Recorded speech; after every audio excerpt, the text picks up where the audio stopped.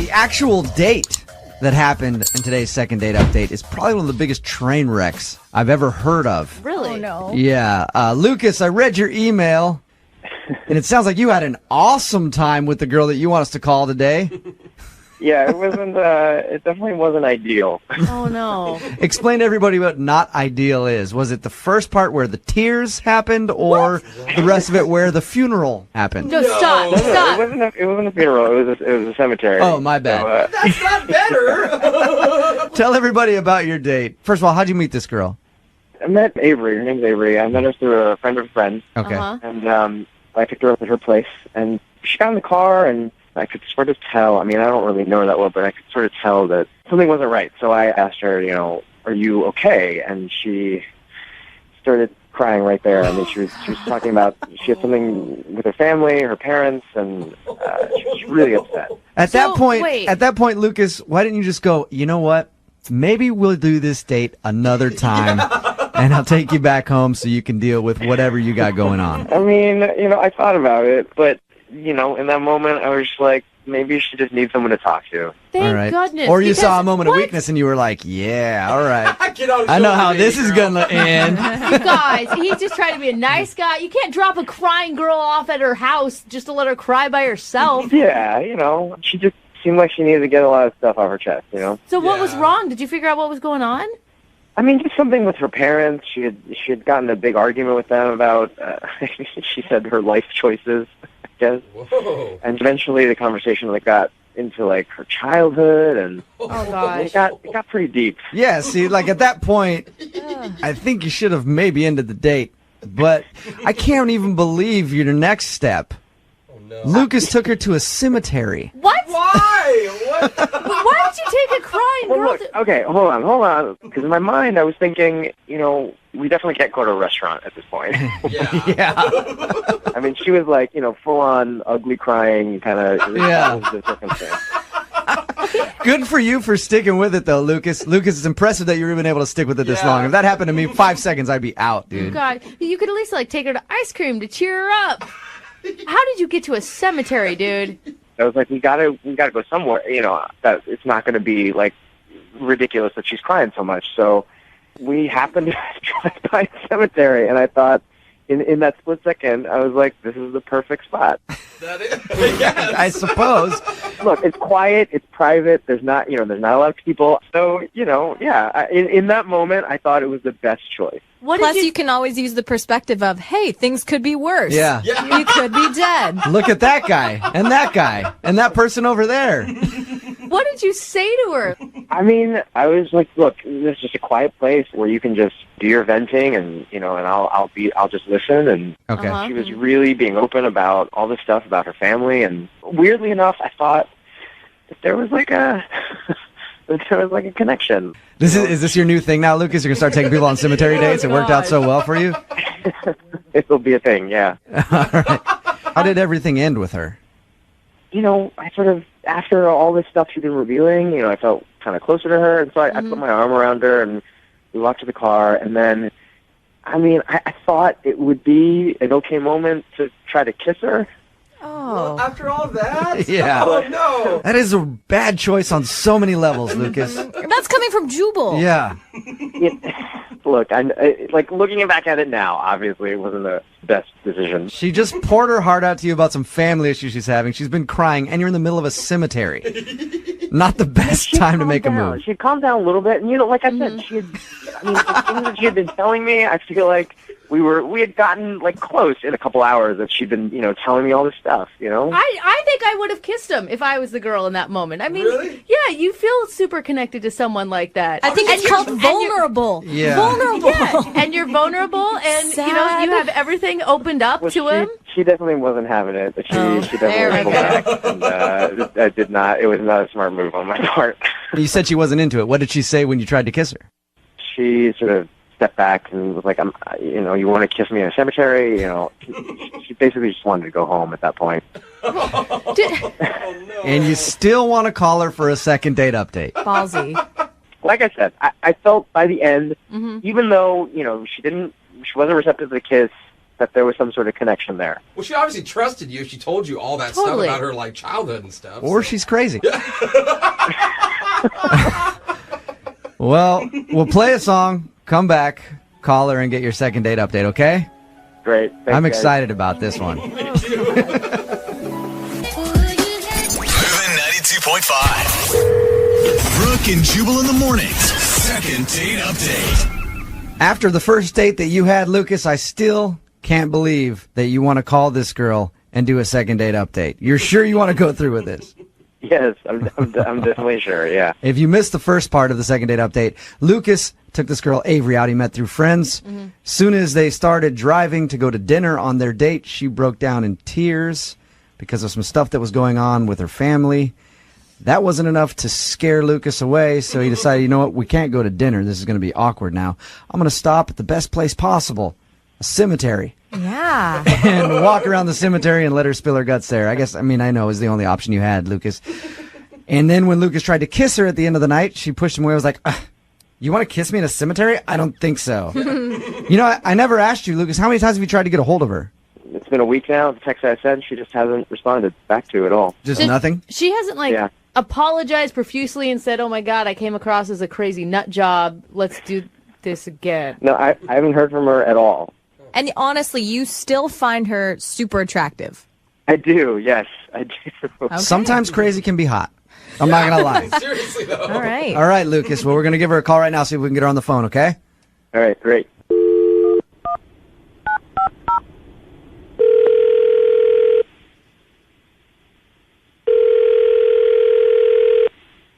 Hello, Hi, can I speak to Avery, please? this is Avery. Hey, Avery, this is Jubal from Brooke and Jubal in the morning. I'm moving 92.5. How are you? You got a second? From where? Moving 92.5, Brooke and Jubal in the morning. We do a morning show from 6 to 10 every weekday. Okay. Why are you calling me? Well, I'm calling you because you recently went out on a date with a friend of the show, and he thinks that you're avoiding him and don't want to go out on another date with him, so he asked us to call you and find out if you did something wrong on your date. Oh, okay. I guarantee you remember this little date that you went on. It should be pretty memorable. I mean, not to be weird, but I've been on a couple dates recently. Can you tell me his name? What would be the only date that you went on to a cemetery? Oh my gosh. It's Lucas. Oh. Did you not like Lucas? So he told you about the cemetery. How much did he tell you about this date? Oh. He just, kind of told us there was a weird moment after he picked you up where you were having some personal stuff going on and got kind of upset, and then he decided to stop at the only place that he could find where he thought you two could talk quietly, which was a cemetery. He did say that he tried to kiss you at the end of the evening, and you shunned his advances because it was weird to try to make out with you in a cemetery. Yeah. Is that what did it? I was going through a lot that day, as you know already, I guess. Mm-hmm. I mean, even though I was clearly, horrible and weird, he was really a little weird.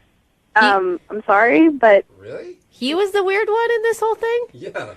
Well, he said some stuff that I think he was trying to make me feel better, but it wasn't really working. Can you give us an example of something that he said? Well, I mean, did he tell you, what we did in the cemetery? He just said that you guys walked around and talked, and he kind of let you vent whatever you were feeling. There's more activities that you can do in a cemetery. I guess. I had no idea. Oh, no. No. I mean, that was it. But while we were walking around, he would occasionally, stop in front of headstones and be like, "Oh, isn't it sweet, all these husbands and wives buried together?" Oh, gosh. Oh, that's creepy. That is super creepy. I thought it was going to be he stole the flowers and gave them to you, but that's even worse. Yeah. That happened too. Oh, He did that? oh no. He pulled a flower off a grave and handed it to me and said, "Here, this will cheer you up." And I was like, "This is a dead person's flower." And he said, "They won't miss it." I'm so confused on who to think is crazy in I know. this one. I just don't know. At first, I was like, Lucas, are you sure you want to call Avery? Now I'm like, these two are a perfect couple. Oh, my gosh. I mean, I know that he was trying, to lighten the mood, but we were in a cemetery. I was clearly having a meltdown. And his solution was to pull flowers off graves and say things like, "We'll all be dead soon, even your parents." Oh, my wow. God. Okay. Well, I mean, Up until that point, I was definitely like, have a history with my parents, Yeah. but I don't wish them dead. up until that point, I was like, all right, well, it's kind of cool. He's trying to lighten the mood and maybe help you laugh and get through your stuff. But then going like, hey, don't worry about anything you're having at home with your parents. They'll be dead soon. Oh, that's not That usually doesn't play well. No. Like I said, I totally will be the first to say that I was in a really bad space and probably should have canceled. But, ultimately I'm looking for a partner in life, and I don't think I want to be a partner with someone who's kind of weird. And maybe someone who's not already hoping that your parents die. Yeah, that could be a bonus. I should actually tell you that Lucas is on the other line right now and just heard your recap of the date. Oh, God, no. Hey, Avery. oh, Oh, jeez. you poor thing. Look, I had no idea how to react. I mean, you were obviously really upset. So I was just trying to do anything to take your mind off of it or lighten the moment. I don't actually want Well, your I mean, parents to be it dead. kind of took my mind off it, but not in the right direction. I didn't, I was improvising. I've never been in a situation like this before. So I was just trying to find any way that I could possibly get your mind off of things. That's all that was. I mean, you could kind of understand that, right, Avery? Well, I mean, I'm not saying that I was doing a good job on a date either. I was doing a very bad job for a date. But I feel like if this is your go-to response to say, "Oh, your parents will be dead soon," and you put flowers on graves, like that's bad. Look, that's a bad solution. It was obviously a terrible, bad attempt at a joke. But the only reason I said it was just to try to get your mind off of things, change the subject. I wasn't, not thinking that clearly either. It sounds to me like you two are perfect for each other. I'm not going to lie. It's an off day Yeah. for both of you. It just maybe it was one of those days you should have turned the car around and had the date on a different day. Well, yeah, like I said, I should have called it off from the get-go. And I know that so many people encountering like a total meltdown would just run away, and I get that. And Lucas, I'm really grateful for you to just like sticking it out. And See- I mean, though you were kind of a idiot, I mean, I know it was a good intentioned idiot. See, at least Lucas was trying, and he liked you enough to try to get a second date with you on a radio Yeah, that's the other thing show. that's kind of weirding me out, I'll be honest. Like, I wouldn't want a second date with me after that. I was awful. But Lucas still wants to go out with you. Yeah. Honestly, I just thought, you're being really honest, and I think you're still pretty great. I know it wasn't ideal this first time around, but I like you. Oh, See, that should say a little something, Avery, don't you think?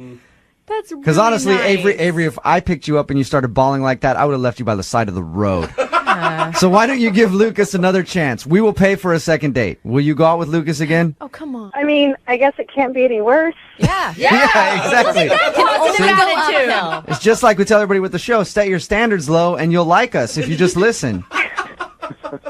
I mean, and if that's kind of our worst, and we still manage to be cordial, nice people, then maybe we could do better. I don't know. Just please, no creepy jokes, okay? No more creepy jokes and no more cemeteries. Awesome. Yes. Congratulations, Lucas. You got your second date. Great. Thank you, guys. I appreciate your help. You're welcome. And Avery, I hope that you have a great time, and I hope that everything that you were worried about on your last date is okay now and you're in a better place personally. Great. Thank you, guys. I mean, I say that, but I kind of hope you cry again just so we can Oh, have come Lucas call on. back in and do another second date. Hello, Hi, can I speak to Wendy, please? this is Wendy. Hey, Wendy, how are you? This is Jubal from Brooke and Jubal in the Morning. I'm moving 92.5. Sorry? This is Jubal from Brooke and Jubal in the morning show on the radio station Moving 92.5. How are you? What is this? we're a morning radio show, and we had a guy email us and say that he left his phone number on your car one day, and you actually called him back and went out for a date. And we were just calling you to see if we could talk to you about that for a second. Oh, God. Was that? That was just a terrible mistake. Oh, Really? that's usually It was? not a. Your friends will always be like, you have to live, you have to live in the moment. Like, call a guy who leaves his number on your car. No, never again. Don't do it. Okay. All right, Sage Wendy. advice. Hey, you know what? I like you, Wendy. You're direct and to the point. So, what didn't you like about him? What was so weird? You know what? It was going great. Actually, surprisingly, at the restaurant and everything, we decided to go for this drive, and, we're driving around, and I think I was, talking about work, something completely unrelated. Uh-huh. And I was in the middle of something he asked me about, and all of a sudden he just interjects the middle of my sentence with, "Have you ever hooked up with a girl before?" What? Really? He asked you that? That's pretty bold. Well, I don't know. What were you talking about specifically? What do you do for a living? It could have pertained to your job. Whatever. He was not listening to No, one it word. has nothing to do. No, definitely not. I mean, it was completely out of nowhere, and I just obviously was shocked. And he's like, "Yeah, I have a girl roommate, and why don't you come over? Maybe we'll just hang out and see what happens." Stop it. So, Wendy, he invited you back to his place to have a little menage a trois with his roommate. Well, that's definitely what it felt like. I mean, unless he just thought I was just going to. And he was left If I out. had given him some indication I was which I definitely didn't. I mean, this is like the very first time we've ever met. That's a little much to go Yeah. for that. Had you guys even kissed at this point? No. Of course, then I'm like, oh my God, I'm in this guy's car. Number two, dummy mistake. I don't know what I was thinking. I'm driving around and I kind of just tried to be cool because it's kind of scary. When you realize someone is a freak, I mean, Now you're stuck in his I car. mean, he could be a serial killer, yeah, first you hook up with my roommate and then we eat your heart. Hey, Wendy. I love Wendy. Wendy, are you sure that that's what he meant by the whole thing? I mean, I know what it on. sounds like, but are you sure that I'm that's sorry, what do you think that means? I don't know. It could have been now completely he's innocent. So Yeah. innocent. Jesus. Well, why don't we ask him? Because Aaron's actually on the other line, Wendy. Oh, Aaron, did you ask her to come over and hook up with your roommate Oh, God. on your first date? Aaron. What I said was, maybe we could just come and hang out with my roommate, and then we can see what happens. I was just trying to get to know you. Okay? You're adventure. So you were. have you ever hooked up with a girl? And I didn't hallucinate that, right? I mean, I did ask you that. I just wanted to know if you were interested. I'm just trying to get to know you. That's how you get to know people. Yeah, you were trying to get to know me, so you interrupted the response I was giving you to a question you asked me about my job to ask me if I ever go ahead and hit it with a gal. No, your job is interesting and all, and we can talk about that. But we're just getting to know each other. So I thought let's bring it up a notch. Let's talk about something that has a little more substance to it. And feel each other out a little bit. Aaron, you don't have any shame at all. That's getting to know somebody for you is just diving right in like that. Aaron. Yeah, you should just go ahead and just be honest and just get to the meaty stuff of a conversation. Has this worked for you in the past? Have you had a lot of threesomes in this manner? No, I haven't, and it's not even about that. If you're not into girls or threesomes, whatever, I don't care. That's fine. I just wanted to get to know you and see where the boundaries lie and kind of get to know who you are. Where the boundaries Aaron, are. you don't think that's maybe one of those sensitive topics like religion and politics and, I don't know, threesomes? I'm okay to talk about religion and politics, too. It's not as exciting as threesomes, but, we can talk about Oh, my that, too. gosh. Okay, well, I actually really would care to know about religion and politics because that's the kind of thing I like to know about a person. Tells me a little bit about a person before I would go ahead and jump in bed with them and their roommate, for instance. Oh, awesome, and then let's talk about religion and politics all you want, and then we can talk about other stuff later if you want to. Oh, my gosh. Wendy, Actually, I'm definitely not interested in that anymore, so. Cool, but now I know that, and now we can move past that. Oh, yeah. Now that We're not going anywhere. Now that we've got that all out of the way, Wendy, would you like to go on a second date with Aaron? We will pay for it. Now that you guys you know each other, you got all the weird, there's always that weird tension of, hey, does she hook up with girls when you go out with a girl? Now that we know, would you want to go out with Aaron again? We will pay for it. Absolutely not. Thank you so much for that generous offer of potential danger. No, I'm not interested in No? that. All right. Well, Aaron, unfortunately, you didn't get a second date, man. Sorry. I guess I just pushed it too far, huh? Just trying to get to know people. I Man. guess. Yeah, I don't know. it's kind of strange, I know, You but shoved it over a Yeah. canyon and it like pummeled like 5,000 feet down to the earth. Try to find a stranger, like there's clubs. I mean, like people put out classifieds. Yeah. You don't just ask a stranger. hey, Wendy, Yeah. we never did get an answer. Have you hooked up with a girl? Hello, Hi, is Melissa there? this is she. Hey, Melissa, how are you? This is Jubal from Brooke and Jubal in the Morning on Moving 92.5. Okay. Why are you calling? You recently went out on a date with one of our listeners. His name is Jared. Uh-huh. And you know about this? I do, because he emailed us and wanted us to get a hold of you because you won't return his calls. And he told us about the date. He didn't go into like in-depth detail or personal detail. He just said that you left in the middle of the date for a work phone call and said you'd like to go out again, but never responded to him. So my theory was you faked the work phone call and just wanted to get out of the date. That's not my theory, though. I think you're a good person and you really had to work. Well, thanks. Why does this matter? I don't understand. Did you fake the phone call? It's kind of my own personal deal. I mean, can you tell us something, like anything? Because you kind of left Jared hanging with nothing. Here's the deal. We met online. I don't know if he told you that. Mm-hmm. And especially for a woman, it can be a little weird. And I like to protect myself. So I have my brother call, to kind of find out if things are going well or not. So I usually set up a time in advance that he knows when to call. If it's going really well, then I'm like, it's great. And I go back to the date. But if it's not, then I'll leave the date. I knew it. And he picks you up. So your brother called you and you weren't having fun with Jared, were you? I don't know. He's sort of a creep. I'll be honest. What did he do that was creepy? He sounds like a nice dude to me. I talked to him. But I'm a creep. So, From one to another. yeah, I might not notice those things. What did he do to you that was so creepy? When we were driving over to the restaurant and while we were having our appetizers and stuff, he started asking me about my feminine hygiene products. Okay. Yeah. Like, which ones you use? Like, asking me about, because he's a guy, he wasn't sure, how you know what kind to get and how they work and kind of if he should have some at his house for the women he's dating. That is weird. You're right. That is a creepy conversation to have with a woman on a first date. And if Jubal's creeped out, that says a lot. And I've been with girls for long periods of time. I don't like having that conversation with them after 4 years. Yeah, exactly. But he's super curious. There's different sizes, so do you test them out?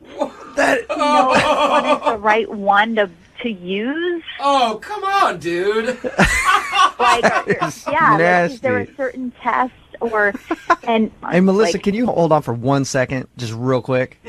Okay. I have to ask a question of Jared, because Jared is actually on the phone listening. Jared, Oh my God. you can just Google that. You realize that, right? Yeah. Wow. Oh my God. Yeah. Hi, Melissa. Jared, why would you ever think that's appropriate first date conversation? I don't know. I'm a dude. I just don't know these things. You know what I mean? It's just, I don't know.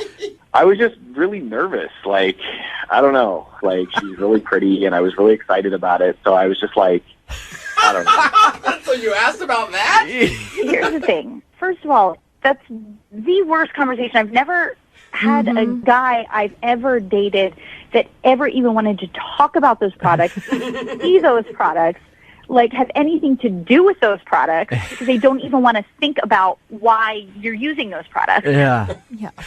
So it's I don't know. Have you never had a girlfriend before?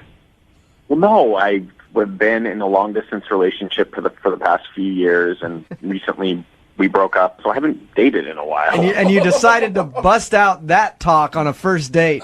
Yeah. I mean, honestly, a part of me was curious because, like I said, I'm a guy and I have no idea how this stuff You know what I mean? It's just like Yeah. something I don't know about. I don't even want to know how they work. I don't know. Let alone, like I just so embarrassed. Like, I feel I'm absolutely mortified right now. maybe you shouldn't have called the radio. Listen, Melissa, I really like you. Like, I don't know. Like, it's something about you. I just really like you, and I just felt like I messed it up somehow, and I really, genuinely disappointed. You know, when people get nervous, Jared, they might hiccup or talk too quickly, or I don't know. You also have to understand, like, I just got out of a long-term relationship, and I just haven't been on like dates like this in like literally. Yeah. I feel like that's not a good excuse, No, Jared. I just think common sense, dude. Common sense. I don't care if it's not a good excuse or not. That's the honest truth. So I don't know what else to say except I'm sorry. Did you? I might have or probably did screw something up that I was genuinely excited about. So. And Melissa, would you like to go out with Jared again? He thinks you're funny. He thinks you're smart. He thinks you have great taste in feminine hygiene products. I mean, that's what come on ladies look for in a guy, right? No, would you like to go out with him again? We will pay for it. Jared, I think that, coming out of this relationship, like you said, I think you need some time and maybe date a lot of women to kind of, get more comfortable. And Melissa, that is a very nice way of saying hell no. Yeah. Tactful. Jared, I'm sorry. I don't think Melissa wants to go out with you again. You got your answer. No.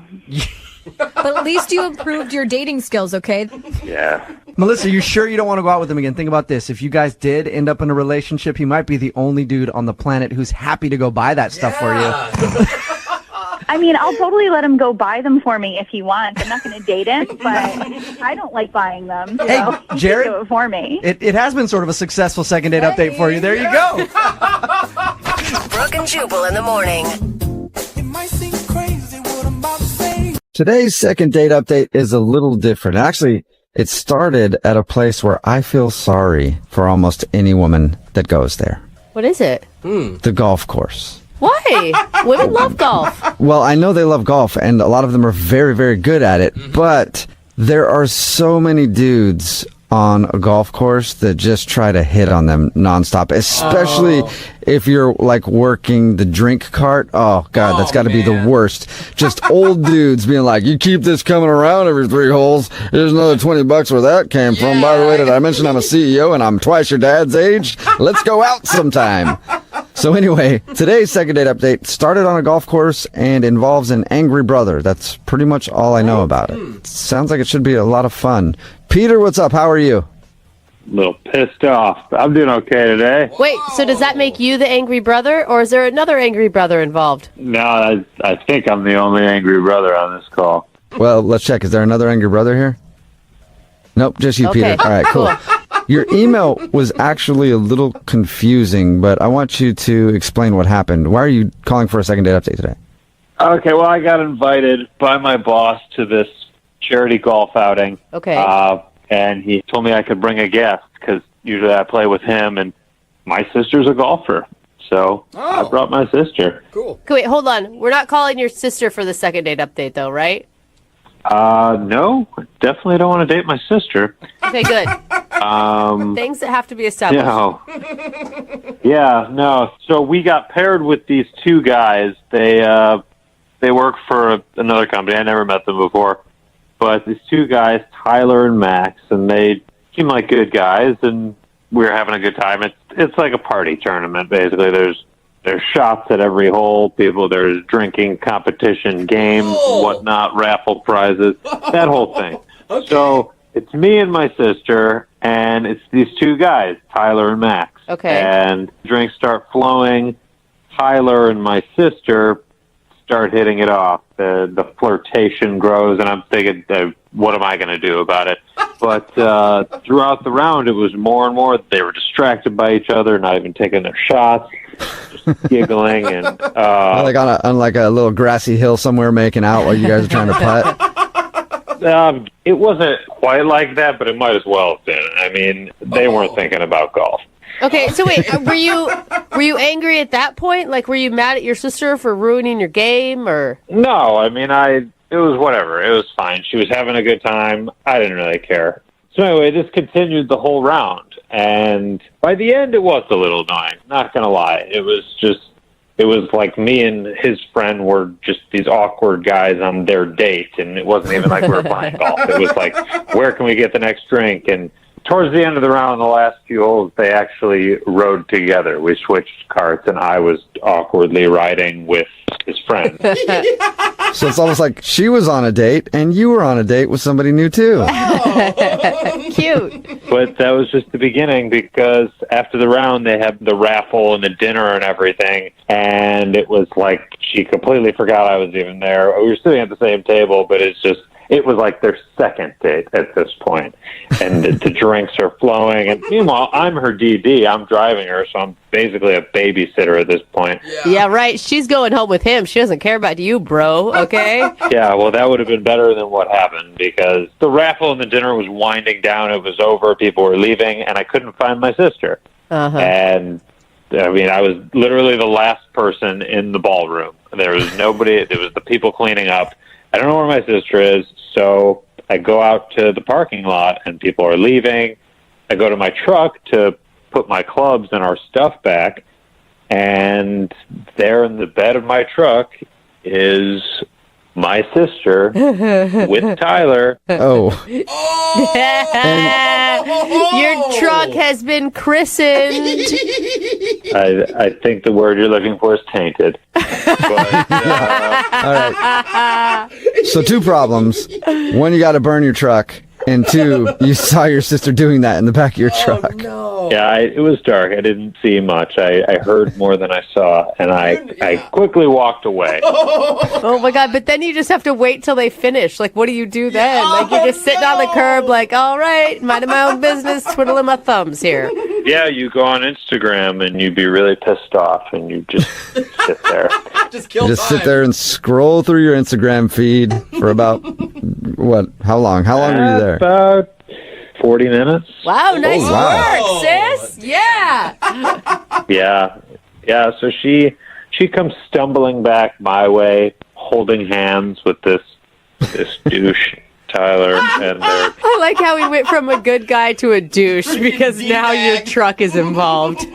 Yeah, he walked her back, kissed her goodnight right in front of me, and then went to shake my hand. I'm actually the most angry that I shook his hand as he said goodnight, and he told my sister that he would call her. But she kept saying what a great guy he was. Like, she really thinks he was going to be something, and so I tried to be supportive. I'm her big brother, and the reason I'm calling is this guy ruins my whole experience, and now he's ghosting my sister. Oh! After all that, he goes to her. My sister's really upset about it, and which makes me furious. Yeah. So wait, so you're calling for your sister so that we can call him and you can get her a second date?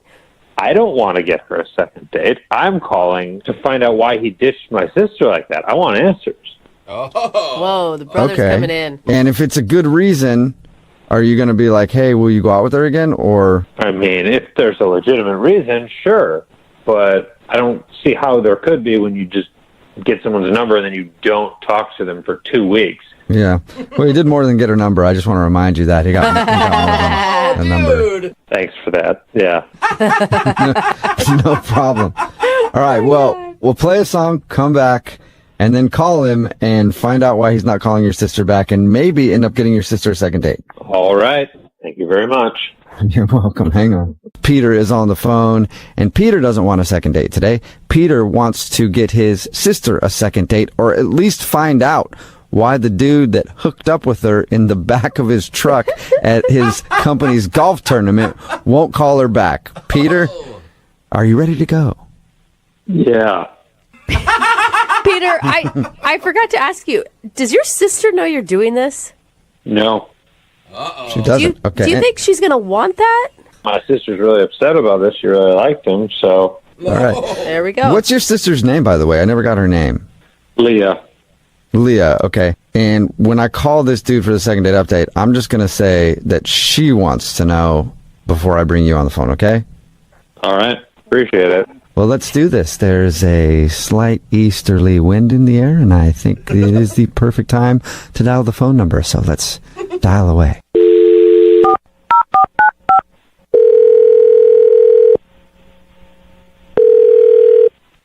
Hello? Yeah, can I speak to Tyler, please? Yeah, you're talking to him? What's up, Tyler? How are you? This is Jubal from Brooke and Jubal in the morning. What?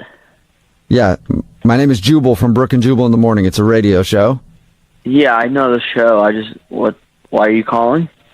Oh, you do know the show. Do you listen a lot? Occasionally, yeah. Wonderful. That is a good Occasionally review. is way more than most people do. So thank you, Tyler. I appreciate that. You're welcome, but why exactly are you calling me?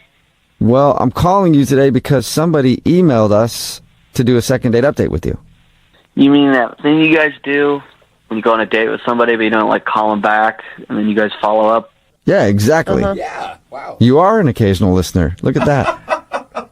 Yeah, but I haven't gone out with anybody. Well, technically that's true. Yeah, I guess you are right. This is a girl named Leah that you recently met at a golf tournament. She's wondering why you're not calling her back. But I didn't go on a date with her. Yeah. Right. But you still hung out with her. Yeah, there's that crazy golf day. But that's about it. I wouldn't call that a date.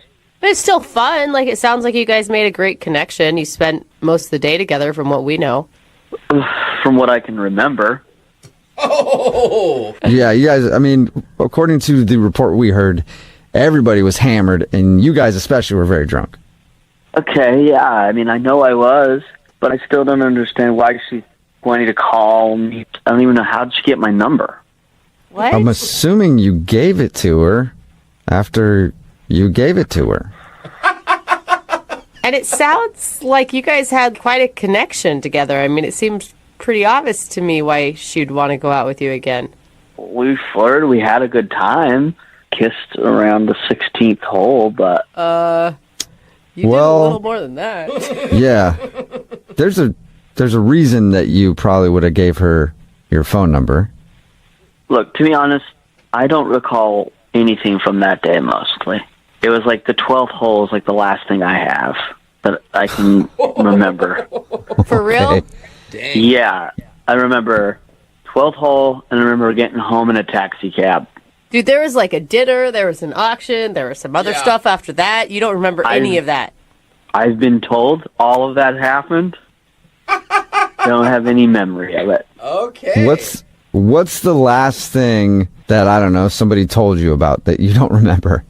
So, my friend who took me there, the last thing he told me was that I wandered off. And he didn't see me for a while. He couldn't find me, so he went home, and then I showed up at home in a taxi. Okay. Well, then have I got news for you, Peter? Well, obviously, I gave Leah my phone number. You said that already. Yeah. You did a little bit more than that, though. I'm confused. I have no clue what you're talking about. I'm talking about hooking up with her in the back of her brother's truck. That was blunt. Sorry, I just let it slip out there like that. Yeah. Yeah. No. What do you mean, no? How could you have zero memory of hooking up with somebody in the bed of a truck? Well, what? You're serious? Yeah. I'm completely serious. Oh, come on, guys. That didn't happen. I would have remembered that. Well, it sounds like you don't. And I know somebody who does remember it because I think it is burned into his memory for the rest of his life, whether he wants it to be or not. His? Yeah. Her brother, Peter, who actually saw you guys doing that. And he's on the phone and wants to talk to you right now. Wait, what? Yeah. Tyler, this is Peter, Leah's brother. Hi. That was so awkward, dude. Oh my god. Seriously? Hi, that's all you gotta say? I'm sorry? Could you say that again without it being such a question mark? You don't know what you're supposed to say? Well, I'm just confused. I'm sorry. Are you confused about the fact that you're a real piece of Oh! Well, I'm not. Man, I just don't remember anything. Peter, don't you think that's, I mean, it's kind of a valid excuse why he hasn't called your sister back since he doesn't remember. I'm glad to know that. I mean, that makes sense. But at the same time, I can't believe that my sister is feeling so terrible about missing out on hearing from a guy like you. Oh. A guy like me? I'm a really nice guy. I would have called her back. It's just I drank too much that day. It's just a circumstance. Okay, well, if you're such a good guy, then why don't you call her back now that you know? Because I think she deserves an apology. I don't even have her number. I don't even know what's going on. Wait, hasn't she tried to get a hold of you at all? Hasn't she texted you, Tyler, or called you? I'm not that I'm aware of. I'm not from anyone named Leah. I haven't gotten a call. You're a liar, dude. She said she's called you at least 10 times, left messages. Be a man. That's a lot of times. Oh my God, that's the number? I'm glad that it's amusing to you, Tyler. Oh my God, I saw the number. I just avoided it because I didn't recognize it. Thought it was just a bill collector. I'm not going to check my messages if I think they're just trying to get money or sell me something. Okay, well, now that you know whose number it is, I'd appreciate if you'd call my sister and apologize. You can tell her that I'm sorry. You don't want to call her back? Okay. Tell her. Look, it's. I mean, whatever happened. I thought she was cute, but I wasn't attracted. I didn't see anything going further beyond just a fun. Okay, no, I don't want to hear anything else out of you, Tyler, other than I'm going to call your sister and you're going to ask her out on a proper date. Oh, really? I don't think I could do that. I think you can, Tyler, and here's why you can. Because if you don't, I happen to know who your boss is. Whoa! Because that tournament you were at, that was put on by my company. So if you don't remember what happened at that event, you don't call my sister, apologize, and ask her out on a date. I'm going to report your actions back to your boss. What? Ooh. Are you blackmailing him right now, Peter? Absolutely. Nice. Wait, why would your sister even want to go out with a guy who doesn't remember sleeping with her? I'm going to give her the chance to turn him down if that's what she wants to do, but he's going to man up and make the call, and if he doesn't, I'm going to get him fired. Oh. Whoa. Come on, man. Are you serious? You're going to get me fired over this? Oh, yeah. Oh, come on, guys. I think he's serious, Tyler. Yeah. I would call her. That's a big Just brother. saying. It was a drunken mistake. Come on. Can't you just give me a pass on this? We've all done stupid stuff. It was a drunken mistake that happened in the back of my pickup truck, so I'm kind of taking it a little bit personally, Tyler. So you better make this right, ass. In that case, Tyler, would you like to go out with Peter's sister Leah on a second date? We will pay for it. Well, I guess I don't have much of a choice, so yeah. This is the start of a romantic story. It really is. Yeah. All right, good. I'll be expecting you to call her by tonight at the latest. Huh. Oh. Okay. Okay. All right. Well, man, this is a beautiful love story. Yeah, I can't wait for their wedding. I don't think there's going to be a wedding, but I'll be calling her. Great. I'm certainly hoping that there isn't. All right. Well, that's a successful second date update. Both of you guys take care, all right? Thank you. Brooke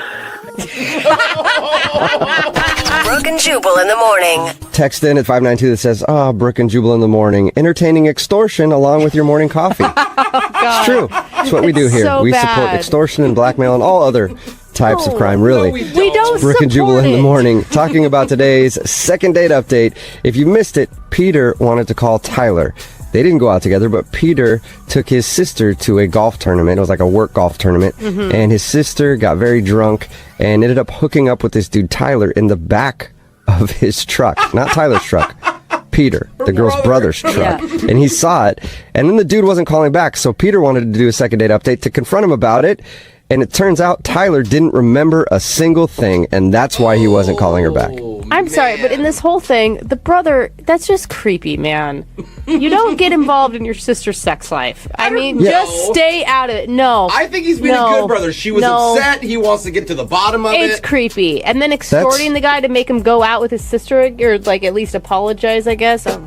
Yeah, because it was a work thing. He said, if you don't call my sister and apologize and ask her on another date, then I'm going to tell your boss how drunk you got and what you did in the back of my truck. And the guy was like, okay, I guess I have to. And yeah, I think it's kind of weird, but a lot of people texting in at 78592 say that guy is the best brother ever. Dude, no. It's good unless they like fall in love, because then at the wedding you're like, do they really love each other, or is he still just want to keep his job? Yeah, is he just still scared of the brother?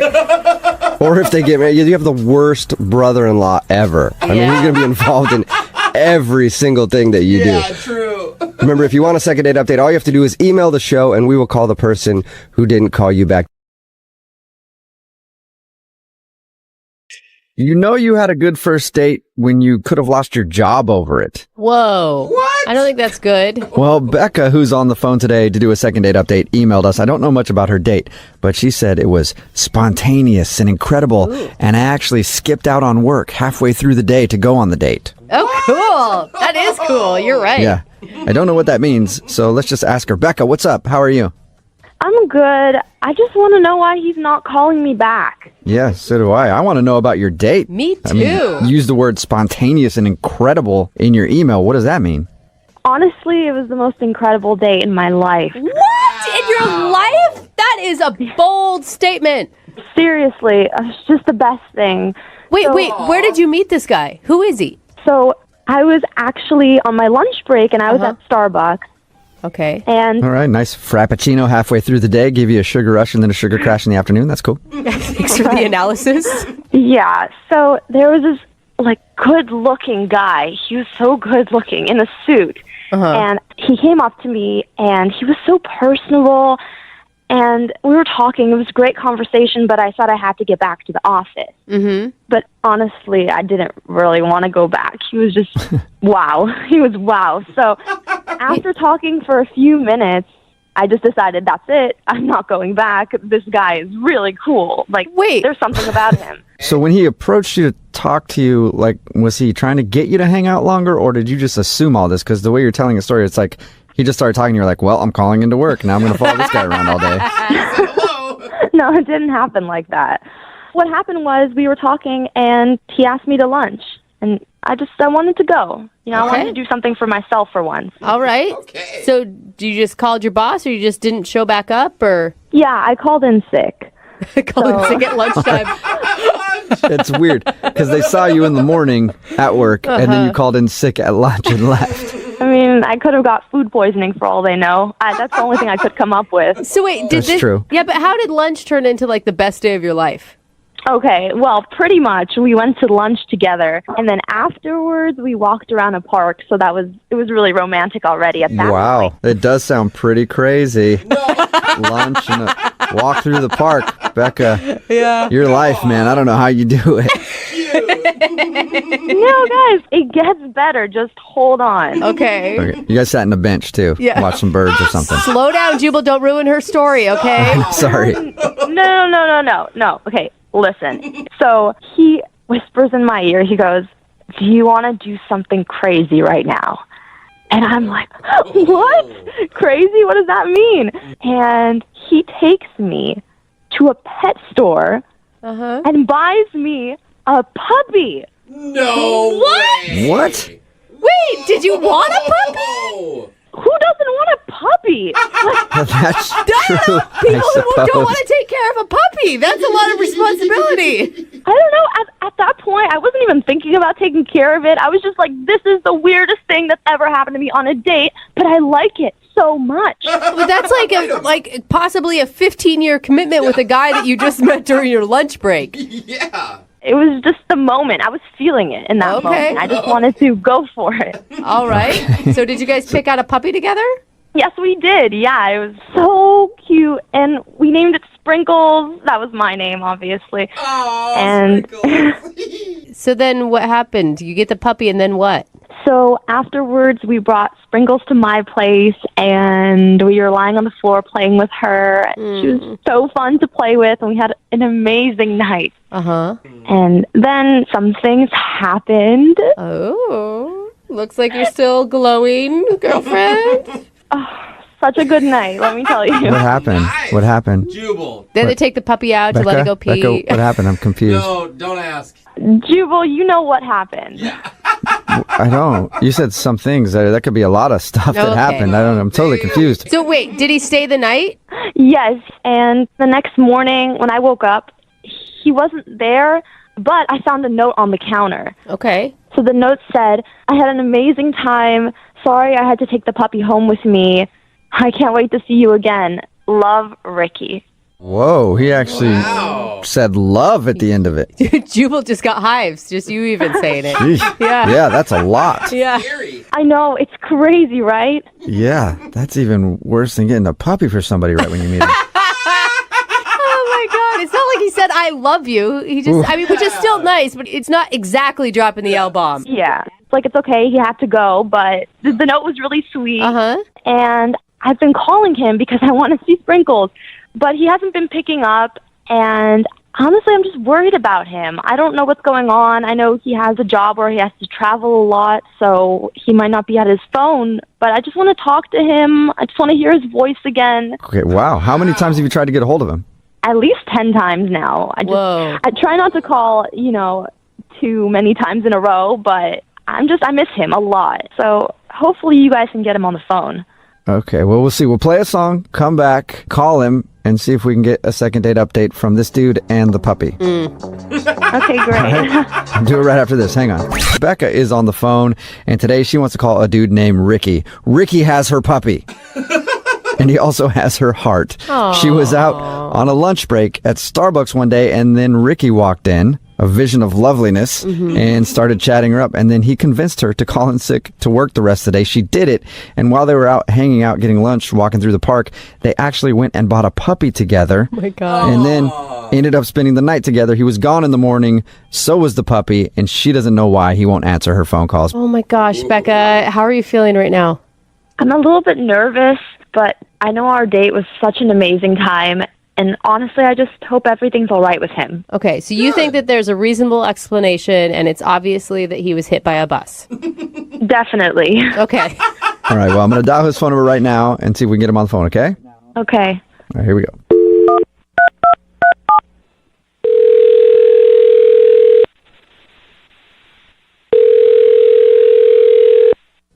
Hello?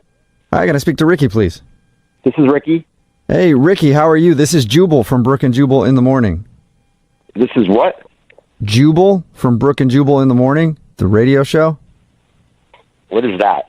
The radio or the radio show? Because the radio is a device that you can listen to a lot of things on. Music programs. I know what a radio is. Why are you calling me? Oh, I'm calling you today because one of our listeners emailed us about you. Somebody that you know very well. Okay.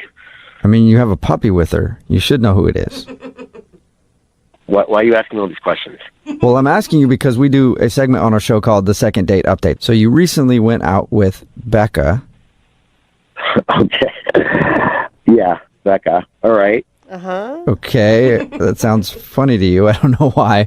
And she emailed us because she said she's been trying to get a hold of you since you guys hung out all day. You bought a puppy together. You spent the night together, and then you were gone. And she doesn't know why you're not calling her back. Okay, and now you just want to talk about this. Well, yeah, because Yeah, pretty much. you're not. She doesn't know. She doesn't know what's happening. She thought that, I don't know, that something maybe bad happened to you. She wants to know why you're not calling her back. Well, I mean, does that even matter? Of course it matters. To her, it matters for sure. You guys, you bought a puppy together. All right, I mean, that's my thing. What do you want me to say? What do you mean it's your thing? You stayed the night and you wrote her a note that said, love Ricky. Yeah, I mean, that's the kind of guy I am. You know, you might get a puppy. You're probably going to get a puppy. Huh? Wait a second. What? I don't. All right, I mean, if you got to know, I like to buy girls' puppies. Wait a minute, though. That doesn't make any sense. You kept the puppy. Do you have 80 puppies at your house? I don't know. It's my move. It's my thing. You want me to talk about it? I mean, what? You never heard of something like this? No, I've never heard of a dude that just meets women and buys them puppies. Of course you didn't, because it's what I do. Okay, wait. Okay, well, what do you do with the puppy afterwards, though? That's the question. She told us that you spent the night, and then you were gone, and so was the puppy. Yeah, I have this arrangement with my friend. He works at a pet store, and if he sees me walk in with a girl at the pet store, he knows that there's a particular puppy, and I give her the puppy. Works every time. Wait, I don't get it. Works for what? You want to pick up a girl, you give her a puppy. It's true, I guess. But it doesn't make any sense. You were already out to lunch with a girl before you bought the puppy. I mean, you already picked her up. It's a first date move, though. You're going to seal the deal if you give her a puppy. It works like a charm, honestly. They love it. Oh. So wait, you're trying to get off of puppies?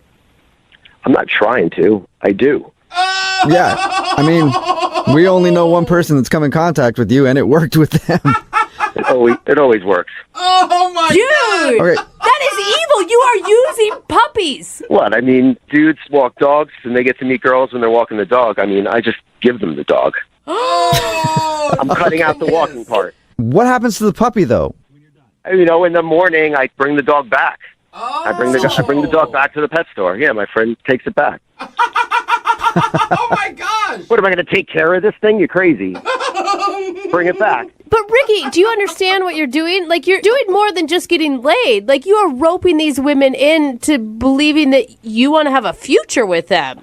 Whatever. If we went out to dinner, am I making a commitment to eat dinner with you for the rest of my life? No, but you're not taking care of dinner for the rest of your life together it's joint custody of a puppy.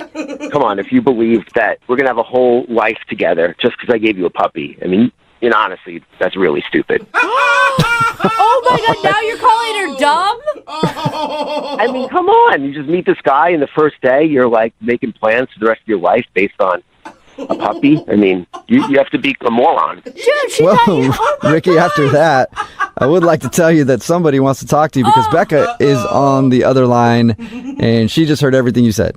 Ricky, are you kidding me? Is that true, everything you just said right now? Wait, what? What's going on?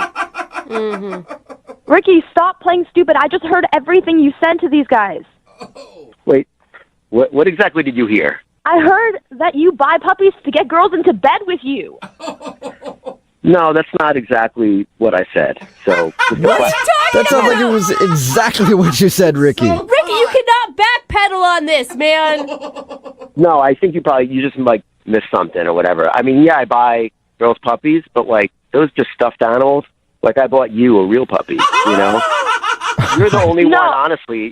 You're the only one I've met that's special enough that I wanted to get a real puppy for, Freaking liar. Ricky, No, I'm Ricky, serious. I don't think those other girls, they just get, a little teeny stuffed dog or whatever. It's nothing. They meant nothing to me. That's bull. I just heard you say that you have a friend at a pet store and he gives you a puppy to give to girls. No. I said that my friend's at the pet store, but I had to get the dog, its shots. Oh, really, Ricky? So if she went back to that same pet store where you got the puppy to begin with, that same puppy wouldn't be at the pet store right now? Yeah, no, it's getting its shots. Yeah, and she, so I can have. Why don't we go out? Let's go out Friday, and I'll bring the puppy. Ricky, I should have all the shots by then. Come on, man. Be honest. I'm being honest. No, you're not, Ricky. I literally just heard you say that anybody who believes you is a total moron. No. I mean, that was the other girls. You're not that. You're special. That's why I got you a real dog. I'm not lying. You're just misunderstanding what's happening. Oh my gosh, Ricky. When we were having lunch, and I don't know, do you remember the conversation we were having, the way we were vibing, the way we were talking about, I don't know, we have this chemistry, you have to admit. There's just something between us. Mm-mm. That's what I was trying to say. And that's why I bought you the dog. It's an instant connection, and I just wanted to give you a dog. So, Look, I don't know if I believe you. What do you mean you don't know? You don't know. Him? Did you hear everything Ricky said, Becca? I don't know. I mean... Becca, just listen to me. I don't know exactly what I said before. I was getting a little flustered. Maybe on the radio, and things are getting confused. If anything came off the wrong way, I'm sorry. I know things can get misconstrued. I'm trying to tell you something. I'm trying to tell you how much I care about you. So shut up. He's good.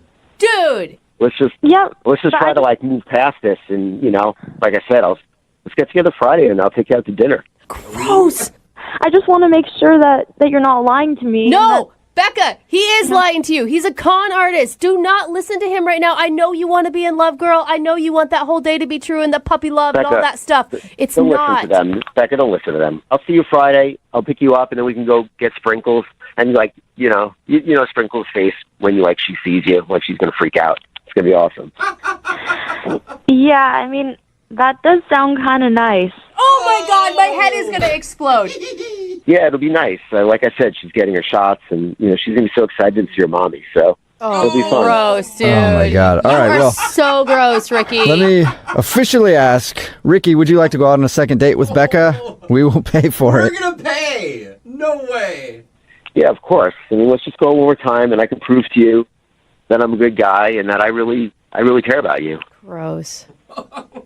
We did have an amazing time on that date. I know, we did. Oh, God. All right. You were the most beautiful woman on the planet. Wow. I guess it's a successful second date update. Congratulations, Becca. You got a second date with Ricky. Thank you. Yeah. Okay, Which Becca- actually I think is a pretty impressive feat. It doesn't sound like a lot of girls get another shot with Ricky. Oh my God, I'm so excited, guys. I really am. All right, well, you guys have fun. And I guess, Ricky, the next thing for you to do is get on the phone with your friend and make sure that Sprinkles is still there. Yeah. Sprinkles is there. Yeah, right. Okay.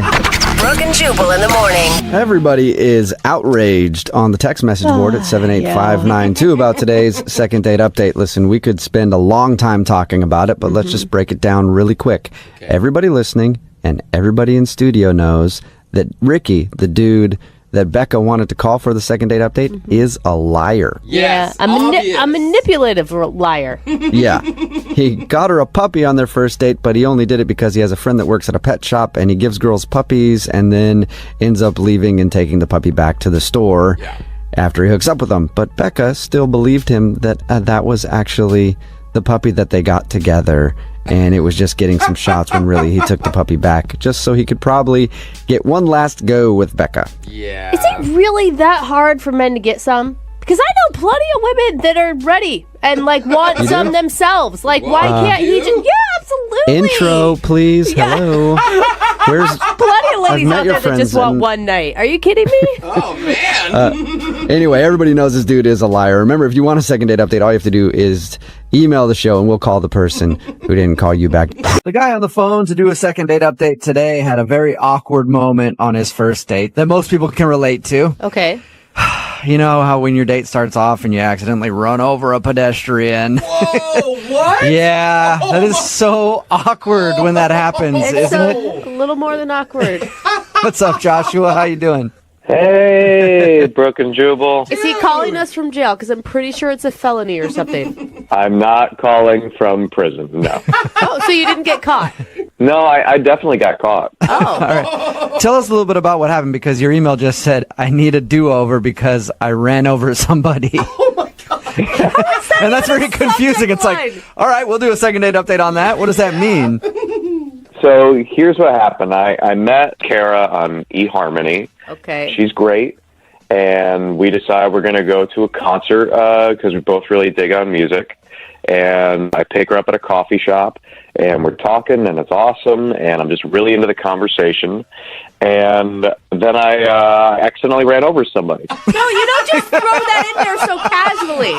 I pick her up, the conversation's great. Oh. And then also, we heard a little thump, and then I realized, did it again. Ran over a person. Speed bump. Okay, so people freaked out, but it was not my fault. Wait, okay, but clarify for me. When you say ran over a person, do you mean full speed ahead, thump thump over a person? No, I was at a stoplight. It had turned green. Mm-hmm. I don't know if the guy was hurrying to get somewhere, but he darted in the road, and I figured that it was clear to go. I didn't see him, and Kara yells, "You hit somebody," and I said, "What?" You had to be told that you hit a pedestrian. You didn't just know that? Well, I ran over his foot. Like, it was his foot. Okay, so he didn't like hit your windshield and you didn't notice. No, he didn't crack the windshield. Okay. But I was really paying attention to her because I'm trying to be a better listener. And so I said, what? And there were no cars behind me, so I stopped the car and I put it in reverse and... Ran over his other foot? No, I didn't. I just, like, nicked his knee. I glanced off. So you almost ran over him a second time. That's an accurate statement, but in my defense, it was his fault. No, there's no defense. And you sound like you don't sound guilty about this at all.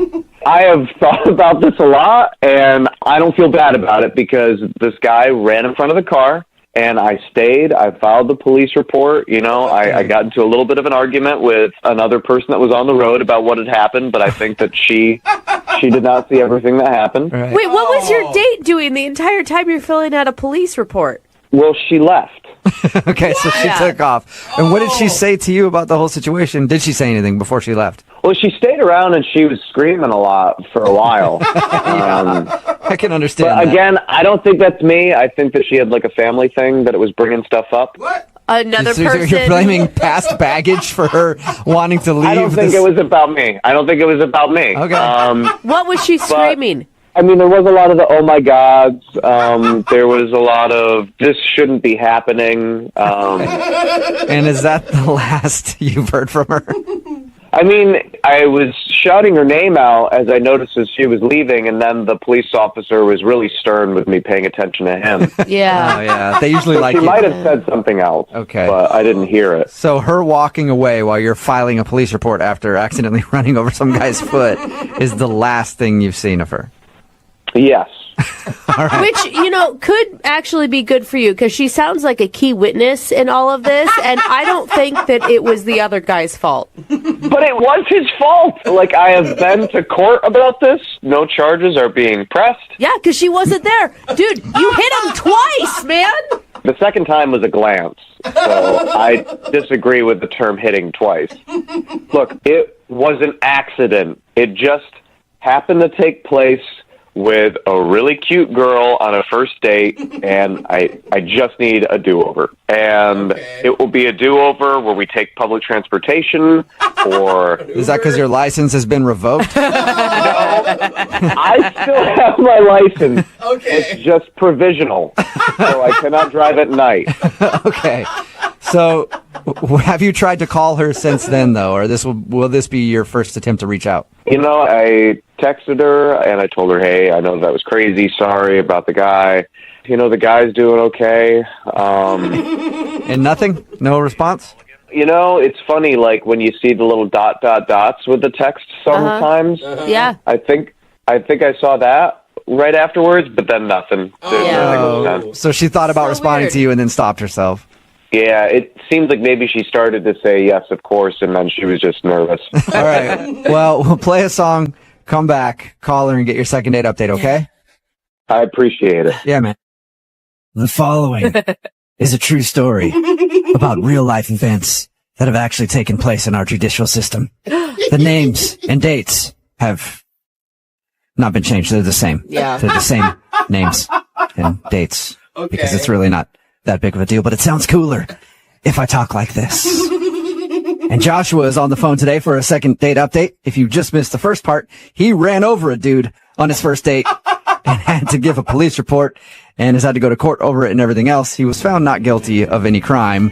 He says that the guy jumped out in the crosswalk when he was not supposed to be in the crosswalk, and then he ran over his foot. And then when his date screamed, "Oh my God, you hit somebody," he reversed and sort of ran over the guy a second time. Yeah. And then his date, Kara, who we're about to call right now to figure out why she's not calling him back, even though we already kind of know, Definitely no. left while he was giving the police report, and he hasn't been able to talk to her since. Josh, do you have an idea of how to come back from this? Because I don't think it's the accident that's so much the problem. It's your nonchalant attitude about running over a pedestrian.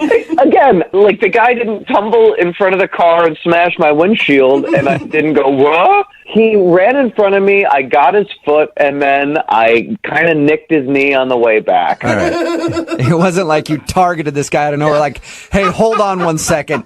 This guy needs to get run over.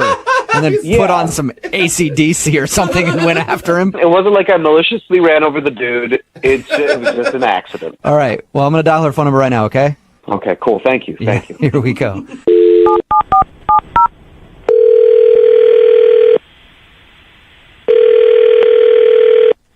Hello. Hi, can I speak to Kara, please? This is Kara. Hey, Kara, how are you? This is Jubal from Brooke and Jubal in the morning. Great. This is weird. I can understand how you'd think that. I'm actually on the phone with you right now because we're doing a segment called the Second Date Update. And basically, we want to ask you some questions about a date that you went on recently with a guy named Joshua. Oh, my God. Yeah. The thing is, he really liked you, and he asked us to call you and find out why you're not calling him back. What? Yeah. He wanted what? He wanted you to call me? Yes. He sent us an email and told us about your horrible first date. What did he tell you? Exactly. He told us that he met you on eHarmony, and you guys were on your way to a concert. And he said on the way to the concert, he was talking to you and wasn't paying attention. And some dude ran out in the crosswalk, and he ran over his foot. Then you screamed, and then he put the car in reverse and kind of hit the guy again. Oh, God. Yeah, that's pretty much what happened. So is that the reason you're not calling him back, the whole accident? Because he said that you left while he was giving a police report. I was pretty shaken up. I mean, I've never even seen anyone hit by a car, much less being in the car. I was in the car. I mean, it was so crazy. And then I had to tell him, you hit someone. And then we backed up and we hit him again. Well, it was like, but the guy was all right? I mean, he did send me a text message later telling me that the guy was okay, but I mean, I don't know. Like, maybe he's just calling me to, ask me out on another date. Be like, oh, yeah, the guy's fine. Sure, you want to go out again? I mean, we hit someone on a date. Okay, but that was an accident. I understand if you feel like that's a bad omen for a first but like date. an accident. Like, what's going to happen on date number 2? What are we going to do? There's all sorts of options now, I think. The crazy door has been opened. You guys can just run through it full speed together if you want. I'm cool not going through that door. Like, I'm good. Why wouldn't you text him back, though, after that and just say, hey, that was too much for me on a first date? Look, there were other reasons. That was not the only reason. I was just done with that date. Wait, there was more than hitting a pedestrian. Yeah. What's worse than that? I mean, I'm not saying it's worse. Like, I'm not saying we, killed a family. Like, that would be worse, for sure. But, I mean, I was on this date for, 10 minutes prior to the incident, we'll call it. I got in his car, and Joshua wears an ungodly amount of cologne. Oh. It was like being in the back of a cab in Istanbul. Yeah. Just horrible. Okay. Instant And you know what? migraine. Depending on the cologne, that could be worse than running over a person.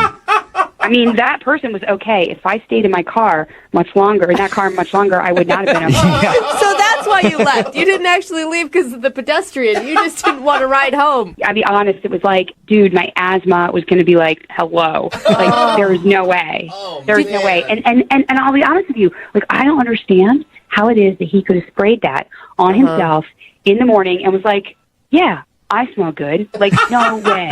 Excuse me, can I talk now? What's going on? Okay, that's Joshua. He's on the other line and wants to talk to you. Kara, what is up? Why are you saying this? You know that's not true. Joshua, look, I did not know you were on the phone.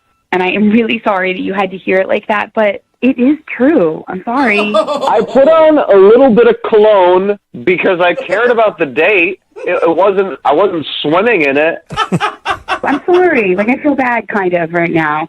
I'm glad you cared about the date, but it's not that there's nothing wrong with, in general, putting cologne on, but don't you remember I rolled down the window? It was really cold outside, and I rolled down the window, and I was like, hey, look at the fresh air. This is great. You didn't think anything was weird about that? That was part of the distraction that... All right, look. If you wouldn't have rolled down that window, he wouldn't have had to hit somebody. I will have you know that I get a lot of compliments on my cologne, and the majority of them are not from family members. Well, that's fine. Then they can go out with you and be in a small enclosed space and have asthma. But not me. I felt like I was going to die, okay? Not unlike the person you ran over, and I didn't have my extra inhaler with me. Well, The person that I accidentally ran over his foot was nowhere close to death, which I would say is, maybe similar to how your cologne. Okay, look. All right, okay, fine. You're in such a predicament right now, Joshua. It's not about the cologne. I cannot wear cologne. I can change that. All right. I just think that I got a good vibe from you before all this stuff happened, and I'm sorry. And which part are you sorry for? The cologne or the almost dead dude? I mean, he's not almost dead. Come on. Wow. This was found out in a court of law. He was fine. But honestly, I'm just trying to give you feedback about your cologne. It just doesn't smell good, and the amount didn't smell good. And I'm not trying to be mean. It is what it is. And besides, I didn't know you were on the phone. They tricked me. So wait, were you attracted to him before you smelled him? No, I'm serious, because the smell is automatic turnoff, but there could have been something pre-smell. When I saw his pictures online and we communicated online, it was really cool. And when I saw him from far away, it was great. When I walked up close, not so great. But and I don't mean he was ugly. I mean it was the smell. But from far away, it was good. I mean, it just once you got closer. Can you please stop talking about how bad I smelled? Well, Josh, do you want to go back to talking about the guy that you hit? We have two options here. Yeah, that's a good point. I feel like there's a door number 3 that we're not even talking about here, which is we were having a pretty good time before I hit someone. And, That's a really weird thing to say. Okay, but anyway. I know, I'm just acknowledging the elephant in the room that we've been talking about this whole time. But if when it comes to the cologne, I don't need to wear any cologne. I could just wear deodorant. I could not wear deodorant. I could not have any of that. Please wear deodorant. I don't care if you're going out with me or not. You should be wearing deodorant and none of that natural stuff, actual deodorant. So actual deodorant. Well, all right. How about this, Kara? I don't use crystals. I have never. Okay. Okay. Let's not get into deodorant brands right now. I just want to ask Kara a question. Will you go out with Joshua one more time? You can take public transportation. He won't wear cologne, and we will pay for the date. It's a pretty Will you good go out deal. with him one more time? Kara, come on, please, just give me a second shot at this. I feel like I'm on Let's Make a Deal. We met on eHarmony. We are a great match for each other. We could end up with each other. That's right. That's the place that claims to find the perfect people. Yeah. I've seen the commercials. eHarmony never said he would hit someone in a car either. So, that would make for a weird ad campaign. But Yeah, that's true. See, he's funny. So, will you give him one more shot if he doesn't wear cologne? And you guys can talk about the whole car accident thing later, but You have to will you say give him another yes. chance? okay, the thing is, it's no cologne, not pick another brand. It's no cologne. Joshua? I don't trust your ability to bathe yourself in it. if you go out with me, I promise I will not wear any cologne. I just feel like we had a good vibe before things happened. Will you do it, Kara? Okay, but if I show up and I smell anything on you, any cologne, I'm leaving.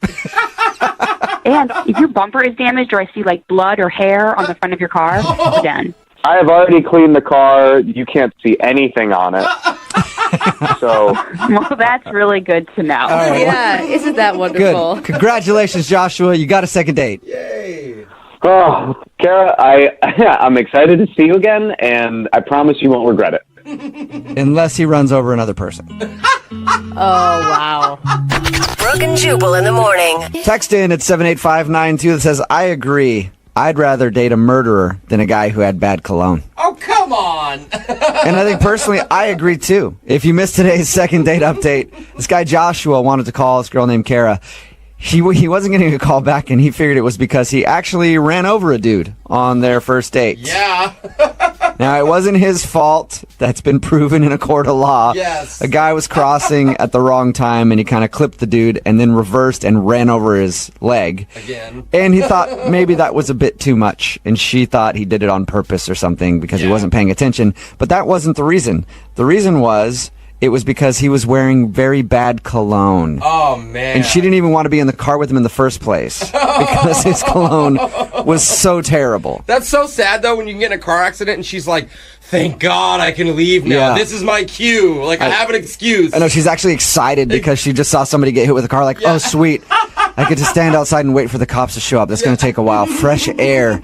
Yeah, if somebody has really bad cologne, it is terrible. Think about if you're in your office and you get on the elevator after somebody with bad cologne or bad perfume. Oh, that's the worst. You can just smell their aftermath. Disgusting. But anyway, they agreed to go on a second date. she actually said she would go out with him again. Yeah. I recommend they take an Uber, and he also can't wear any cologne on their date, which means he's probably so scared now he's not going to wear deodorant, cologne. Oh, no. Not even shower, no soaps, and he's just going to smell terrible. Remember, if you want to do a second date update, all you have to do is email the show, and we will call the person who didn't call you back. Jose, have you ever met a woman at the grocery store? Yeah. Really? Well, she didn't say yes to my ask her out, but I met her. You have tried. But I met her. It's All right. a good place to meet chicks. That's what they say. They say it is a good place to meet women at the grocery store. That's where Kelly met Joshua, the guy that she wants us to call this morning. Right, Kelly? I know it's really embarrassing, but that's where I ended up meeting him. So now, did you stalk him or did he stalk you? We just were both in the pasta aisle. Oh. I was buying pasta sauce, and he was getting SpaghettiOs. Nothing like a little Italian love affair So at the you saw- grocery store. Wow. You saw that he was a really good cook, and it turned you on Oh, right? instantly. I actually started laughing. I kind of made a comment that I thought SpaghettiOs were only for fat kids. Oh, jeez. Coming out swinging, Kelly. So you just started ripping on the guy. Did you think that he was cute, like right off the bat when you saw him, and you were trying to start a conversation with him? You know, I didn't really think anything. I saw him reaching for SpaghettiOs, and I was pretty shocked because I didn't know that adults still ate that stuff. All right. But yeah, he was really cute. So, What did he do when you ripped on him for buying SpaghettiOs? you know, he chuckled a little bit, but he eventually ended up asking for my number. So, Huh. All right. Maybe he liked you because you ripped on him. I don't know. You like that, Jubal. I like it, yeah. He likes a little abuse. I do. The I like meaner the girl to Jubal, the hotter he thinks Yep. she is. I like to be beaten up just a little bit. Yeah, it's true. It's true. What'd you guys do on your date when you went out? he just took me out for a movie and some dinner. It was pretty normal, and I think it went well because he ended up asking me back to his place. All right. Did you guys go all the way? Seal the deal. Put the O in SpaghettiO. Yeah. We ended up fooling around. Okay. We didn't go all the way, but I think I might have messed it up. Why do you think you messed it up? As I was going over the date, I realized that song, What Does the Fox Say? I kept singing it, like, under my breath. Oh, no. I was worried you made another fat kid joke at the wrong moment. You kept singing, What Does the Fox Say? Yeah, Under your and breath? it wasn't like once. It was at least 3 or 4 times. Are you talking about, like, while you're making out with the dude, you're just like, what does the fox do? Like, what do you I mean? hope not. What do you mean you hope not? You don't know? The song was so stuck in my head that any time anything came up that sort of referenced it, I just kind of started humming along. And So you had the What Does the Fox Say song stuck in your head, and you couldn't control yourself from randomly humming it. haven't you guys ever had a song stuck in your head and you found yourself singing it? Yeah, when I'm by myself. I don't know. I've done it. I've been singing Bye Bye Bye by NSYNC since 1999. Oh, God. That's because you think it's a current song still. Did he ever make note of that or bring it to your attention? Or I did get a couple of weird looks, but I wasn't really paying attention. Maybe he just thinks you have some kind of twitch or something like that, or just Tourette's. You have Tourette's. He's like, oh, Musical okay. Tourette's. Yeah. So how'd the date end then? We went back to his place and we hooked up, and then I had to be home for work in the morning, so I just left. And I thought I'd hear from him the next day, but I never did. what did he say when you left his place? He just said goodnight. I mean, I don't think that I sang the song while we were hooking up. Yeah, right in the intimate moment, he's like, Closes the door and goes, I hope you figure out what the fox says. But you need to leave. So when's the last time you heard from him? I haven't heard from him since I left his apartment. Okay, and then how many times have you tried to get a hold of him? I've called him twice. I didn't try to get in touch with him the next day, but then I figured why not. But he didn't answer. All right. Well, we'll play a song, come back, call him, and get your second date update, all right? Okay. Luckily, we're not playing the song What the Fox Say. All right, Kelly, you ready to call Josh and see if you having the song What Does the Fox Say stuck in your head and humming it over and over again annoyed him to the point where he didn't want to ever see you again? Yeah, let's do it. If you're just tuning into the second date update, Kelly wants us to call Josh, a guy that she met at the grocery store. They went out to dinner and a movie, ended up back at his place. They were making out a bunch, and then she left. She thinks it might be because she had the song What Does the Fox Say stuck in her head and was humming it all night long out loud. Would that change your mind, though, Jubal? I mean, if you got a girl all the way back to your place. It depends how annoying it was. Yeah. And if she was all the way back at my place, I'd probably be like, all right, I can deal with it for right now, but I'm not going to call her. But in the morning, I will not call her back. Yeah. But if it was like constant, I might be like, okay, this girl is just a little too much for me. You know, like a little too hyper or something But like still that. not a quite deal breaker to some guys. All right, you ready, Kelly? Yep, I'm ready. Okay, we're going to call him right now.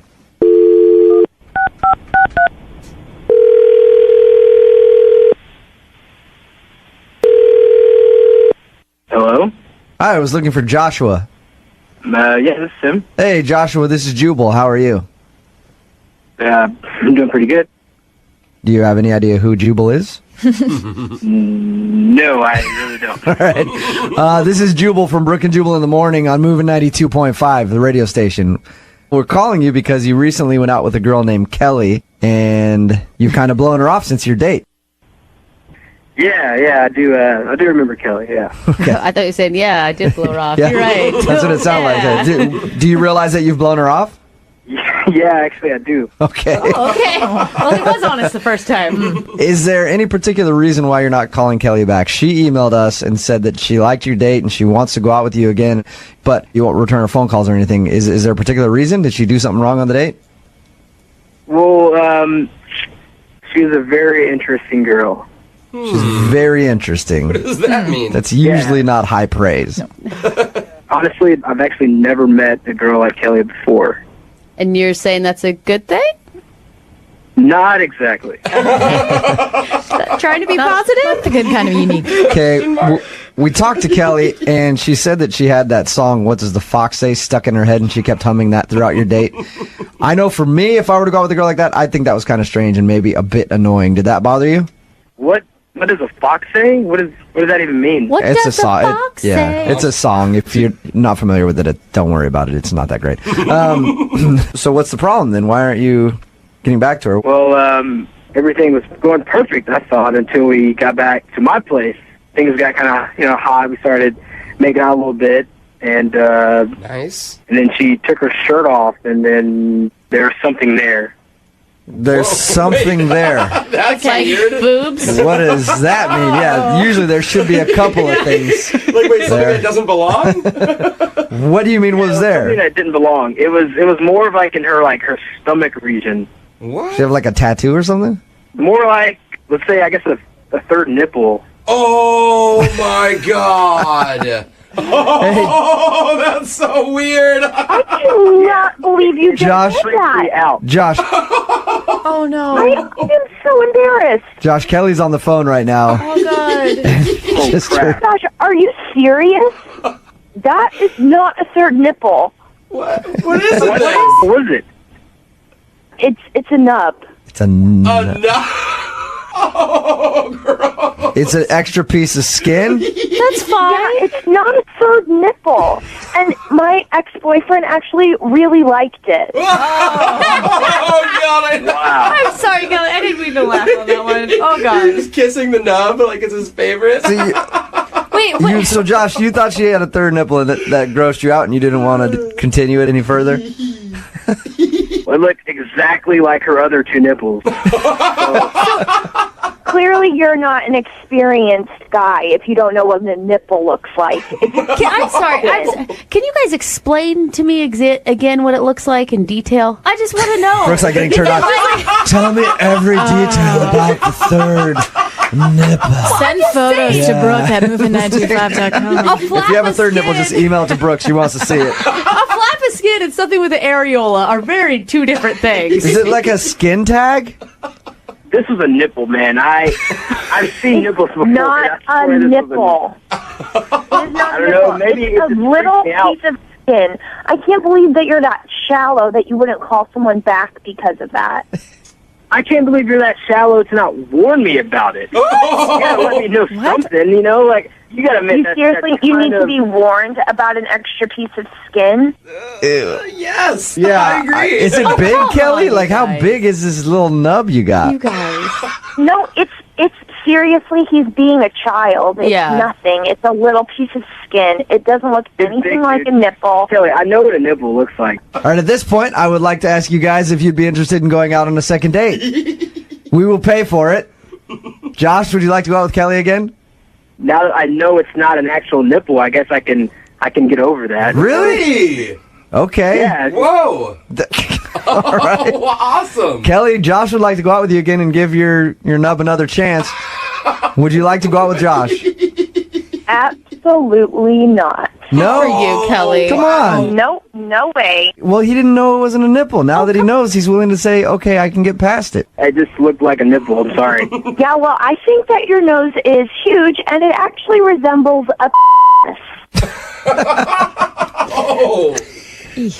My nose. Yeah. And it's pretty awkward because it's actually bigger than your real. You guys are perfect. Then you guys are perfect for each other. You got Kelly with a nub on her tummy and knows Josh. I think you guys make a great couple. The guy on the phone for a second date update today emailed us and says that he thinks his nerves screwed up his date. Says he was nervous and now he thinks that's the reason he's not getting a call back. You got to deal with nerves when you go out. I mean, I know for me, when I'm nervous, I always feel better when I cover myself in Jell-O. It's soothing and calming.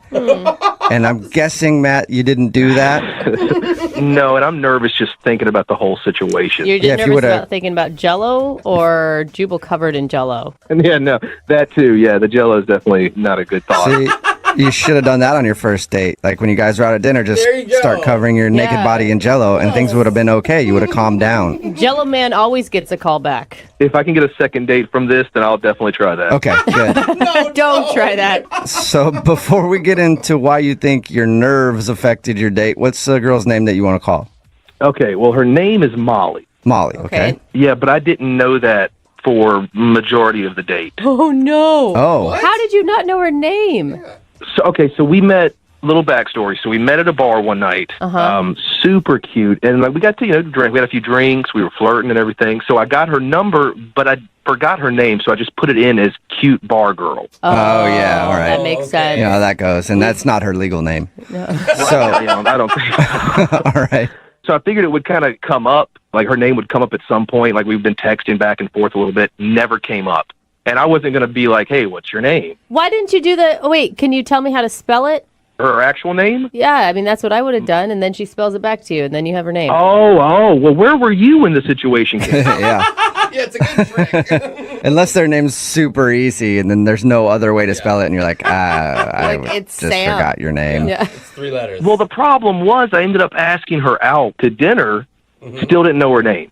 Okay. Okay, that's a conundrum. That would make me nervous going into it as well. Oh, no. Right. Well, I figured it would come up naturally in conversation. Again, didn't come up. Went to dinner. What did you think was going to happen? She was going to refer to herself in third person? Hey, it's me, Molly. Maybe. I don't. I think I was too busy worried about the fact that I didn't know her name and how I was just going to kind of play it off. So what did you do to figure out her name? Well, the first thing that I tried, there was a couple that was like sitting right near us. So I just turned to them and I was like, hey, is it your anniversary? We're on a first date. You just said that? I was just kind of hoping, I was going to be like, hey, I'm Matt. I was hoping she would say, hi, I'm Molly. They just looked at me like I was the weirdest person in the world. They were just like, no, it's not our anniversary. Yeah, shut up, weirdo. Okay. Pretty much. So that didn't work. Okay. So I gave her a nickname. I was calling her Dimples. Oh, just because God. that's the only thing because she had cute dimples. That was the only thing that I could think of at the moment. So I was just like, yeah, cute. Dimples. Did she like that or not? Because nicknames, I mean, if you like the person that gives you the nickname, cute. If you don't, really condescending and obnoxious. So in order to shield the fact that you didn't know her name, you just gave her a nickname and said, I'll call you this. Pretty well, yeah, but I just kept, because I kind of just thought it was a natural thing. I was just like, yeah, Dimples, like we're cool enough that you have a nickname now. Oh, God, just talking about it. All right. So obviously, you know her name now. How'd you figure it out? Well, so another time I tried, we were walking down the street, came across some people doing like a signing petition thing. So I'm trying to convince her to sign the petition. I'm like, come on, it'll be fun. To stand up for something. I don't even remember I don't even remember what the petition was for. It's like a petition to like murder puppies, and you're like, let's do this. Oh, I'm all for that. All right. I was come on, we'll sign it. You know, she's like, no, I don't want to do. We're on a date right now. I don't want to sign up for anything like that. Oh no! Oh wait, why did? Okay, at this point, you should have been like, hey, you want to play a game? Let's see whose driver's license photo is worse. Again, all of these ideas sound great now. Finally, so I saw Starbucks, and I was like, let's go to Starbucks and get a drink. Let's get a coffee at Starbucks. Oh, yeah, because they ask your name. Unless she orders under your name, and then they just call out your name for both coffees. Well, they said, what's the name? I just kind of looked at her. You know, just looked at her real quick. But no, finally, they wrote it on the cup, called it out. So finally figured it out. But that was by the end of the date. Oh, my God. And now she hasn't called me back. How did the date end? I mean, everything, it didn't end on a kiss or anything. It was just one of those, hey, have a great night, and I'll hopefully talk to you soon. You know, she's like, yeah, sounds good. It sounds like you could have been an awful date because the only thing you were concentrated on the entire time was finding out her name. Yeah. Right. That's the thing. That's what I'm worried about. I'm worried that I put too much effort into trying to figure out what her name was and didn't pay any attention to her. Right. Yeah, and it's possible. I mean, or you could have just been honest with her in the very beginning and be like, I'm sorry, I was drinking that night. I put you in as cute bar girl. What's your name? Right. And now I feel like I've dug the hole so much that I can't go. Like, I've already figured out the name, which, I don't know. I guess down the road that would be a funny story. But right now I'm too worried that would put her off. Yeah. Okay. Well, we'll play a song and then come back and call her and get your second date update, all right? That would be so awesome. I'd appreciate it. Hang on. If you're just joining us for today's second date update, we have a dude on the phone. Can't remember his name right now, so I'm just going to call him Britches. Hey, Britches. Oh, that's cute. You ready to do your second date update? Yes, absolutely. Matt is on the phone, and Matt wants to call a girl named Molly. He thinks that the fact he didn't remember her name on the date might be the reason that she's not calling him back. They met at a bar, and he put her number in his phone and just put the name in as cute girl at the bar or something like that. And then came time for them to go out, and he didn't know her name was Molly. So he kept trying little things to get her name, and he thinks that probably is what did him in because it was maybe obvious that he didn't know her name. Matt, if it does have something to do with the way you were acting, do you want us to tell her that it was because you forgot her name? Or so I want to tell her myself because I think it's something that should come from me and not you guys. Okay, so you're ready to just be honest and see if she'll give you another chance and forgive you. Yeah, let's give that a try. I think that's a good way to live your life. It's what you should have done the first time around. But you know what? Everyone deserves a second chance. Mm-hmm. Well, cool. Yeah, no, I'm really embarrassed. Like, really, I don't know. I'll figure it out. Okay. Well, I'm going to dial her phone number right now and see if we can figure out what the problem was. Here we go.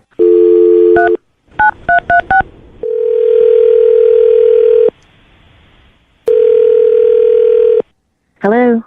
Hi, is this Molly? Yeah, is this?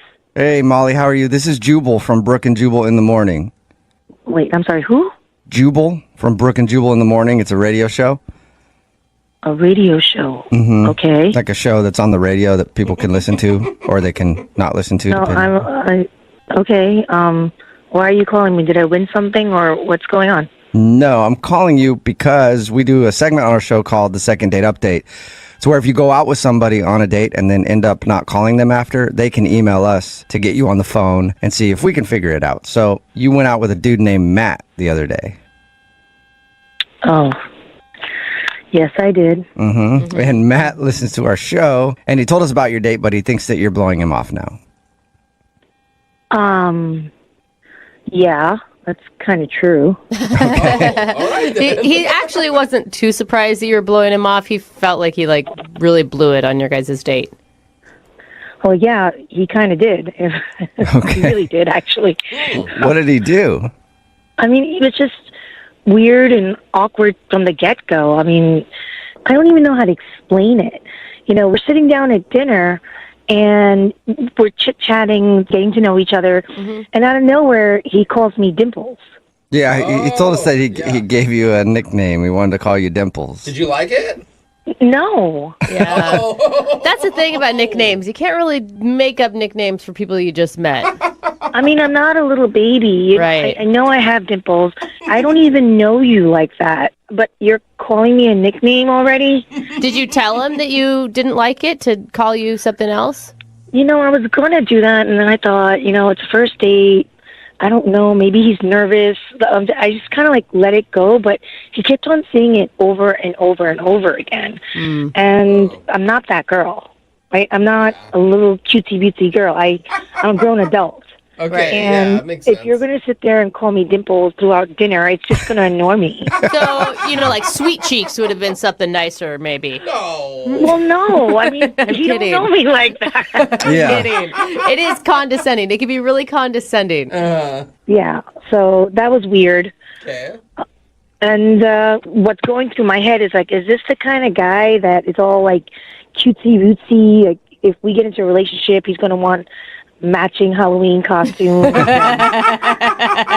head, I'm like, what does he want me to pick a name for him too? I mean, I looked at him. I was like, oh, he's got some pretty decent shaped eyebrows. Am I supposed to go, hey, Dimples and Eyebrows are going out tonight? It sounds like a cool band, though. I mean, like, at some point, it just got so corny and cheesy that I felt like, literally, if we were going to be in a relationship, this guy would come up with a Facebook page for us. Well, like you'd be a name for us. You'd be that couple like with mash our names together. Yeah. Okay. Dimplesandeyebrows.com. Well, it's just too corny for me, and I am not in the 1950s. Welcome to our world, and start calling me by my name. Okay. I have a name. Well, Molly, maybe he will call you by his name because Matt's actually on the other line listening and wants to talk to you. Wait, what? Hey, how's it going? Matt, you're on the phone? Mm-hmm. Okay. This is, again, weird. Yeah. And Yeah, I know. I know it's weird. Because I want to take a moment to just apologize to you. Oh my God, this is so embarrassing. So, and I don't know how to tell you this, but I forgot your name after we met. And so that's the reason that I called you Dimples. I didn't. Hang on. Great. Wait. You didn't know my name? And so you thought Dimples? See, this is really very, embarrassing. very Like, I wish I knew what to say to you. Like, now. I'm sorry. I want you to know that I'm super sorry for making you feel weird or creeped out or feel like that I'm weird or anything like that. And I don't even know why I said dimples. Like, I honestly don't know. You don't even have, like, great dimples or anything like that. I don't have great dimples. Well, what I mean is they're not like, it's not like that's like the best feature on, that's not your best feature is what I mean by that. Matt, you want to stop when your ankle gets down your throat. Oh my God, Matt, he is totally throwing himself under the bus right now. You went from, like, I am super confused right now. You went out on a date with me and didn't even know my name? How is that even possible? No, I had met and talked to so many girls that night at the bar that I didn't remember your name. And that doesn't sound, now that I say that, it doesn't sound... That doesn't sound good at all. Met so many girls at the bar You know that what I night. mean? Like, I don't, like, not like talking to them like you. Like, I just met so many people that night, and I heard so many different names, and I didn't want to get your name wrong, and I just didn't commit it to memory. But I have, like, I know it's Molly. I've said it 1,000 times out loud. I've wrote it down. Oh my God! I've committed to memory. Put it in my phone. I won't But remember. it doesn't make any sense. Don't forget it. Molly, when he explained forgetting your name to us, it was actually kind of a sweet story. Like, you guys were in the bar, it was kind of loud, he'd been drinking, he saved you as cute girl at the bar instead of Molly. Okay, but according to Matt, there were several cute girls at the bar. I know. So- He didn't include that part of the story when he told us that. I didn't mean it like that. Yeah, did you're you get you're the right. I right probably should cute shut up girl? while I'm ahead. I didn't mean it like I don't that. think you're ahead at all. Like, you got to get ahead Oh, yeah. first. Matt, did you show up with the right cute girl from the bar? I mean, is this the one you expected? No, yes, absolutely, like 100%. No, yes. Yeah, what is that? Yeah, I'm just gonna save you right now if I can, Matt. I think he's kind of an idiot, but I think he has good intentions, Molly. I think that he really was interested in you. No, and I did, and I tried. I was trying sly ways to get. That's why I talked to the couple beside us. That's the reason that I went. We tried to sign that petition thing. As I was trying That to was find out your name ridiculous. throughout the night. Wait, that's the reason why you were pushing me to sign that petition, just so you can get my name? I mean, Yes. That's ridiculous, Matt. I don't know. I'm really sorry. I want you to know that I feel really bad, and I'm sorry that I was acting weird. I didn't mean to make you uncomfortable. if anything, I was more nervous because you're really cool. You're really pretty. I like talking to you, and I want to go on a second date with you. And now that I remember your name, Molly, there won't be any issues. You actually get to see the real me. So what do you think, Molly? Will you go out with Matt again? We will pay for it. Matt, you sure you'll remember my name the second time around? Yes, I swear 100%. I swear. Well, I guess I don't know. Yeah, okay, fine. She's given up. I mean, I guess I'll give this one more shot. But Matt, you come up with any more cutesy little nicknames for me, I'm out. I understand. I won't. Dimples has been completely erased from my mind. Especially since they weren't very memorable, right? That's not what I meant by that at all. But also, thank you for giving me another shot, because I promise you it's going to be a great evening. It won't be weird, I promise. That's such a big promise. If it gets weird, I'm calling this radio station back to tell them. Yeah, please do. Molly, that would be awesome. Yeah, if it does get weird, we want to know about it, all right? Well, I agreed at the beginning of this, I agreed to something about Jell-O, so it might get a little weird. Can I change my answer for about this date when you just said Jell-O? No, don't worry about it. With it, yeah, Molly, don't worry about it. Yeah. It'll be fine. He's not going to rub Jell-O on his naked body. Don't worry about it. Wait, what? Never mind. Don't worry about it. Don't worry about it. Brooke and Jubal in the morning. A text in at 78592 about today's second date update that really sums up the whole segment very well. It says it's a wonder that men get dates with women at all. Yeah, if you listen to most of the second date updates, that's a very true statement. We have very low expectations. That's true. Hello? Hi, can I speak to Justin, please? Yeah, you got him. Hey, Justin, how are you, man? This is Jubal from Brooke and Jubal in the morning. Who? Who is it? Jubal from Brooke and Jubal in the morning. What's that? It's a radio show. All right, so he listens. What? Who are those people? Is there like a lot of you over there? Yeah. Yeah, there's 3 of us right now. Okay. Hi. Why are you guys calling me? What can I do for you? Well, I wanted to see if I could grab a few minutes of your time because we got an email from someone who listens to our show and they wanted us to call you on their behalf. Okay. What? It's weird, man. What's going on? It is weird. It is. It's a girl that you met at the mall and you guys had lunch at the food court. You guys talked for a little while, about a week, and then you just kind of stopped talking to her. Her name's Jaylene. Oh, yeah, Jaylene, yeah. Yeah, I know her. Okay. Well, Jaylene emailed us and wanted to see if we could get you on the phone and find out why you stopped talking to her. Oh, man, we're good. We're fine. We did, we got what we wanted, or got what I wanted, and we're good. Wait, hold on, though. What did you want? I think that maybe that's the confusing part for all of us when you say that. Well, I mean, it's, end of transaction. It's just, You got what... Okay, normally when I ask a girl to lunch or dinner or something else, there's something that I want out of it that I don't think you want. Like, what were you... What transaction are you talking about? Well, I mean, I don't want to tell you guys because, if I say anything, then everybody's going to know what I'm doing, and, like, not everybody could think of this, so kind of want to keep to myself for a while, maybe. Whoa. You know what I'm saying? So wait, you think that you have some genius plan that you don't want leaked out? Is that why you don't want to tell us? I got a genius plan that I don't want leaked out that nobody else thought of yet, so yeah, no. That involves Kung Pao chicken in a mall food court? Well, I mean, sometimes it's Kung Pao, sometimes it's churros. I think we did a Mongolian grill one time. I mean, I was like... Wait. What? Okay, so this is something that you do. Yeah, man, it's just kind of my thing. It's what I do. Wait, You use women for dates at the food court? But you paid, right? Who paid? So I paid, man. It's all part of it. What's part of it? I thought you had, from what Jaylene told us, you guys had a nice connection. You had good conversation on the phone. And you had a quick date in the mall food court that ended in a churro. Yeah, that's all correct. That's how it went down. Can you think of a better plan? Well, you keep sounding so sleazy about it. Like, hey, I got what I wanted, but I still don't see what you wanted out of it. Do you just not like to eat alone at the food court? Like you feel bad about that or something? All right, here's the deal. You guys ready for this? Yeah. Yes, very. All right. I only date girls from cell phone providers because that way you can get all those discounts and those special deals. What? What? Like for cell phones, man. I mean, I only date girls from mall kiosks, man, because like they're easy.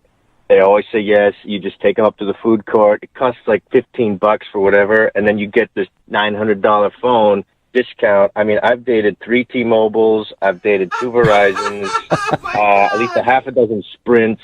Oh, my I mean, there was one Boost Mobile ended kind of badly, but like you get all the special deals, and like some like I get plenty of lines from a crew, and like all my Christmas shopping is always done, and I get the newest. I like having the new stuff because I got my rep to maintain, so I like having that stuff. And some of these companies, they'll pay you to switch. They give you hundreds of dollars just to switch. So, like, if I got to pay $15 to feed the chick, that's worth it, man. I'm so conflicted right now because I really like that you're, like, using the cell phone companies because I hate them, but I don't want you to use a woman to do that. Yeah, she lied to you. Well, I don't just use one. I spread it out. Yeah, women, plural, I guess. Did she give you a deal on a phone? Because she didn't mention anything about that.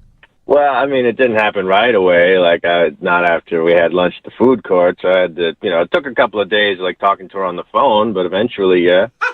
Oh, my God. Hey, what the is going on? Oh. Wait, who's that? Hello? Oh, that's Jaylene, Justin. She's on the other line and wants to talk to you. Yeah. What? Yeah, I'm here, and I've heard every single thing that you said, and I could get in a lot of trouble giving you those discounts. So, thanks. Awesome. So you did give him one. Yeah, I gave him one, but I didn't know he was using me. I mean, it's not like I gave it to him right away. Yeah, and at least you didn't give it up right away. Like a lot of women, they'll give it up right after the food court, but apparently you made him wait a couple days. That's good. Dude, we're laughing, but that's messed up. Jaylene, I'd be pissed if I were you too, man. I am pissed off. I don't even know what to do right now. Look, I didn't use you. I bought you lunch. I give Oh, a my little, God. You give a little. Not a big deal. You're taking this way too seriously. I wish that you would talk to me like this when you talk to me every single day, multiple times a day on the phone, because you sound like a douchebag. Oh, and yeah. I really wish this guy had been on the phone with me instead of whoever else you were playing. Yeah, I don't really take life advice from people that work at kiosks. Oh, Wait, so we should take life. You know what, though? I don't take advice from guys that can't pay for their own cell phone bill instead of using girls to get discounts because they want an upgrade. Just buy the phone. Just work hard, buy the phone with your own money. That's disgusting. Amen, Jaylene. I don't got to, sweetheart. It's called using your head. Oh, my God. You know what? You disgust me. And you know what? The Kung Pao chicken that you got me was actually cold, too. So. Cold chicken. Well, you still ate it, and you gave me the discount, so I'm happy. I think I know the answer to this, but hey, Justin, would you want to go out with Jaylene again on a second date? We'll pay for it. I know you like free stuff, so get hooked up there. Well, if she's still working at the kiosk, yeah, we can talk about maybe getting me a free upgrade. Oh, my gosh. You don't stop, do you? Obviously, you're not that smart because I can go in and cancel your service anytime I want. Oh. And you're an idiot because I can report you, too. All right, listen, honey, you ain't going to do that, because if you do, I'm going to tell your manager that you gave me the discount. And you're going to get in trouble and probably lose your job. Oh, great. So now you're, like, blackmailing her or something. You're classy. I don't blackmail people. I'm just saying there's a lot more kiosks where that came from, you know? I think that's a risk I'm willing to take, Justin. I think that's a risk I'm willing to take. Oh, my God. Jaylene, don't even put any more energy into this dude. No, him. He can prepare to have his service canceled at noon today. Oh, dang. That is a lot of power. Yeah, I'm still confused. Do you guys not want to go out, or do you want to go out? Nobody ever answered my question. I'm good. I'm all set. I do not need any more Kung Pao chicken. Thank you. All right.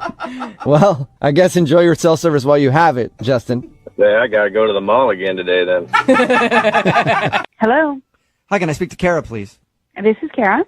Hey, Kara, how are you? This is Jubal from Brooke and Jubal in the morning. I'm actually on the phone with you right now because we're doing a segment called the Second Date Update. And basically, we want to ask you some questions about a date that you went on recently with a guy named Joshua. Oh, my God. Yeah. The thing is, he really liked you, and he asked us to call you and find out why you're not calling him back. What?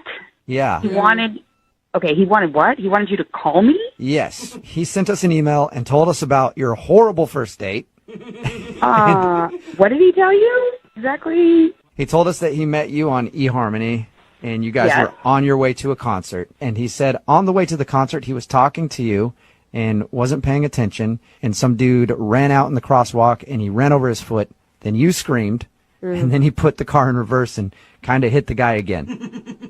Oh, God. Yeah, that's pretty much what happened. So is that the reason you're not calling him back, the whole accident? Because he said that you left while he was giving a police report. I was pretty shaken up. I mean, I've never even seen anyone hit by a car, much less being in the car. I was in the car. I mean, it was so crazy. And then I had to tell him, you hit someone. And then we backed up and we hit him again. Well, it was like, but the guy was all right, right? I mean, he did send me a text message later telling me that the guy was okay, but I mean, I don't know. Like, maybe he's just calling me to, ask me out on another date. Be like, oh, yeah, the guy's fine. Sure, you want to go out again? I mean, we hit someone on a date. Okay, but that was an accident. I understand if you feel like that's a bad omen for a first but date. an accident, like, what's going to happen on date number 2? What are we going to do?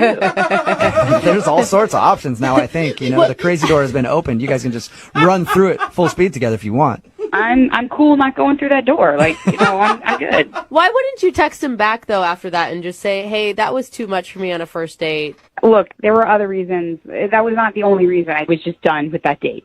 There was more than hitting a pedestrian. Yeah. What's worse than that? I mean, I'm not saying it's worse. Like, I'm not saying we, killed a family. Like, that would be worse, for sure. But, I mean, I was on this date for, 10 minutes prior to the incident, we'll call it. I got in his car, and Joshua wears an ungodly amount of cologne. Oh. It was like being in the back of a cab in Istanbul. Yeah. Just horrible. Okay. Instant And you know what? migraine. Depending on the cologne, that could be worse than running over a person. I mean, that person was okay. If I stayed in my car much longer, I would not have been okay. So that's why you left. You didn't actually leave because of the pedestrian. You just didn't want to ride home. I'll be honest, it was like, dude, my asthma was going to be like, hello. Like, there was no way. There was no way. And I'll be honest with you, I don't understand how it is that he could have sprayed that on himself in the morning and was like, yeah, I smell good. Like, no way. Excuse me, can I talk now? What's going on? Okay, that's Joshua. He's on the other line and wants to talk to you. Carol, what is up? Why are you saying this? You know that's not true. Joshua, look, I did not know you were on the phone. And I am really sorry that you had to hear it like that, but it is true. I'm sorry. I put on a little bit of cologne because I cared about the date. I wasn't swimming in it.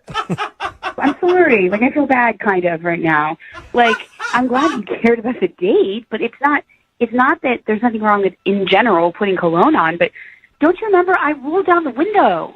It was really cold outside, and I rolled down the window, and I was like, hey, look at the fresh air. This is great. You didn't think anything was weird about that? That was part of the distraction all right, look.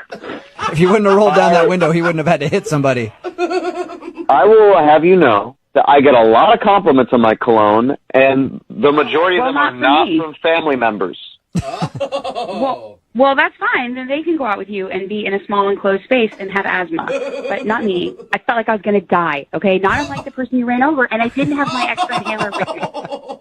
Well, the person that I accidentally ran over his foot was nowhere close to death, which I would say is, maybe similar to how your cologne... Okay, look. All right? Okay, fine. You're in such a predicament right now, Joshua. It's not about the cologne. I cannot wear cologne. I can change that, all right? I just think that I got a good vibe from you before all of this stuff happened, and I'm sorry. And which part are you sorry for? The cologne or the almost dead dude? I mean, he's not almost dead. Come on. Wow. This was found out in a court of law. He was fine. But honestly, like, I'm just trying to give you feedback about your cologne. Like, it just doesn't smell good, and the amount didn't smell good. And I'm not trying to be mean. It is what it is. And besides, I didn't know you were on the phone. They tricked me. So wait, were you attracted to him before you smelled him? No, I'm serious, because the smell is an automatic turnoff, but there could have been something pre-smell. When I saw his pictures online and we communicated online, it was really cool. And when I saw him from far away, it was great. When I walked up close, not so great. But, and I don't mean like he was ugly. I mean like it was the smell. But from far away, it was good. I mean, it just like once you got closer. Can you please stop talking about how bad I smelled? Well, Josh, do you want to go back to talking about the guy that you hit? We have two options here. Yeah, that's a good point. I feel like there's a door number 3 that we're not even talking about here, which is we were having a pretty good time before I hit someone. And, you know, That is a really weird thing to say. Okay, but anyway. I know, I'm just acknowledging the elephant in the room that we've been talking about this whole time, but if when it comes to the cologne, I don't need to wear any cologne. I could just wear deodorant. I could not wear deodorant. I could not have any of that. Please wear deodorant. I don't care if you're going out with me or not. You should be wearing deodorant and none of that like natural stuff, like actual deodorant. So actual deodorant. Well, all right. How about this, I Kara? don't use crystals. I have never used... Oh, okay. Okay, let's not get into deodorant brands right now. I just want to ask Kara a question. Will you go out with Joshua one more time? You can take public transportation. He won't wear cologne, and we will pay for the date. It's a pretty Will you good go out deal. with him one more time? Kara, come on. Please, just give me a second shot at this. I feel like I'm on Let's Make a Deal. We met on eHarmony. We are a great match for each other. We could end up with each other. That's right. That's the place that claims to find the perfect people. Yeah. I've seen the commercials. eHarmony never said he would hit someone in a car either. So, I mean, that would make for a weird ad campaign, but... Yeah, that's true. See, he's funny. So, will you give him one more shot if he doesn't wear cologne? And you guys can talk about the whole car accident thing later, but You have will to you say give him another yes. chance? okay, the thing is, it's like no cologne, not like pick another brand, like no cologne. Joshua? Like I don't trust your ability to like bathe yourself in it. If you go out with me, I promise I will not wear any cologne. I just feel like we had a good vibe before things happened. Will you do it, Kara? Okay. Hello? Hi, is this Andy? Yes, this is him. Andy, what's up, dude? This is Jubal from Brooke and Jubal in the Morning. All right. How can I help you? Well, I'm calling you today because we got an email about you from somebody who listens to the show. The show meaning what now? I don't understand. The radio show Brooke and Jubal in the Morning, the one that you're currently on. Oh. I'm sorry, man. I'm getting ready for work right now. I can't do this right now. Okay, well, if you just give us a few minutes, just like a minute of your time, I promise. Fine, but I don't have a lot of time. Okay. Well, I'll get straight to the point then, okay? You went out on a date the other day with somebody named Nicole. And she emailed us because she says you're not texting her back anymore, and she wants to know why. Yeah, well, not all first dates in the world need another date, you know? Whoa. Can I go? Is that okay? Well, can you give us just like another second? We want to know why. You know, like I said, some dates don't need another one in the world, right? Like I said, that's all really it is. Whoa. But that's not really like an explanation of why. Can you just tell us why? I know you got to go. I mean, you know, I'll tell you, completely honest, I wasn't physically attracted to her off the bat. Okay, wait, hold on. Because the way she described your date, like, that's fine, that happens, but it sounds like you were, like, kind of rude to her, man, on the date. I mean, yeah, I was. Why would you be rude to her? What? I mean, yeah, you're not attracted to her. Maybe you don't want another date. Whatever, that happens. We get it. But, like, why would you be rude to her? I don't know, man. She looks totally different on Tinder, you know? You get one of those profiles and it's like, oh, she's beautiful, but then you see her in person and you're like, no, I can't do this. She looked exactly like my sister. Okay. What? Wait, so now, wait, hold on. I mean, I'm glad you're not attracted to your sister, but like, We've had second dates where people have been like, dude, it was awesome. She looked like my sister. So it's good to hear that you're kind of not going that way with it. But why be rude, though? Why not just sit there and at least have a good time? Look, I don't want to waste anybody's time. I don't want to go on a date with somebody who looks like my sibling. I don't know, man. That just still feels kind of weird, like, that you would, like, make her pay and everything. Look, I tried everything to turn her off. I talked about my fantasy football all the time. I thought I could go on for like a half an hour about fantasy football, and she wouldn't want to like talk to me anymore. You know? Oh, so you were purposely doing those things? Hell yeah, I did that. And after the meal, I belched this just huge belch, and she thought that was cute. She didn't tell us about that part. No, and we get out to the parking lot, and we're standing there in the parking lot, and I'm like, I parked in this like a handicap spot for like 2 hours, and she thought that was funny. She didn't think that was like a jerk thing to do. No. So, I mean, at this point, like, are you, I'm almost even questioning her? I am. I'm like, is there anything that can turn you off? You know? Can I literally say I'm on work relief right now? I have to go back to prison tomorrow. And she'll think that's cute. That is sexy. I like him. He's committed to his job. I mean, he has to be, but whatever. Yeah, so I don't even know what's up with this chick. I'm just happy that I don't have to talk with her again. That's all that really matters to me. So, okay. Well, you kind of do because she's on the other line listening and wants to talk to you. You're joking. Nope, not at all. Nicole, you there? Yeah, hi. Hi, Andy. There's Nicole. Hey. Oh, my God. Oh, my God. It's okay. It's okay. How are you laughing, Nicole? What? It's okay. Nicole, you're the most positive person I think we've ever had on this show. Well, no, I mean, I appreciate the honesty. You appreciate it? Oh, Jesus. I do. I mean, now I understand why the thing with the door and why the fantasy sports and everything. Like, I knew you weren't a really, disrespectful person. I knew that there was probably a reason behind it. I thought maybe, I don't know, your hand was hurt or you were, low on money or something. I know. And I know, like, when you belch, sometimes it just means that you like the food. So I was like, I don't know, I'll just let it happen. Like, not a lot of people are very genuine. I mean, I can see why you would do that. What? Look, I'm not good at rejecting people in their faces, so this is like the second best thing that I can think about. Makes sense. Yeah, I mean, I'm not very good at rejecting people either. I get it. So how are you? You're just like, I am so glad we talked that out. You were a jerk to me on your first date because you didn't think I was attractive. Thank you. Well, no. He didn't say that he didn't think I was attractive. He said that he wasn't attracted to me because I reminded him of his sister. It's a good point.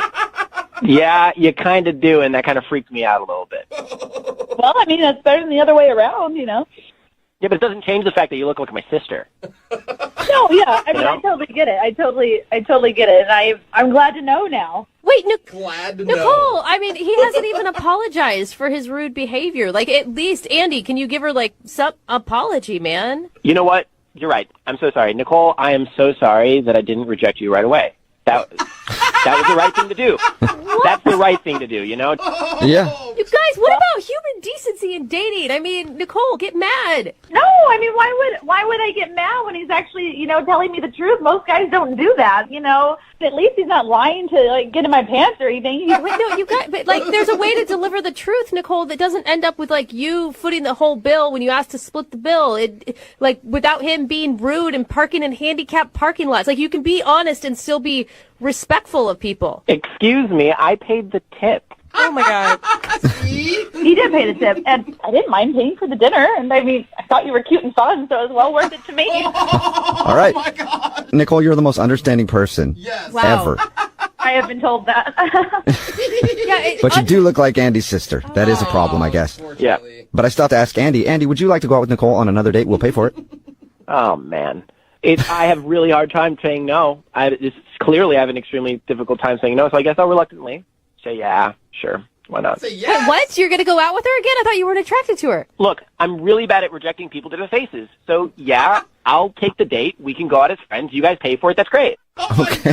Nicole. So a friend date. Nicole, are you still down to go out with Andy? Yeah, I want to. Oh, Nicole. There you go. Nicole, you're turning yourself into a doormat. Yeah. Well, no. I mean, I can see how you'd see it that way, but I see it differently. You hear about people starting off as friends all the time, and then it, blossoms into something more.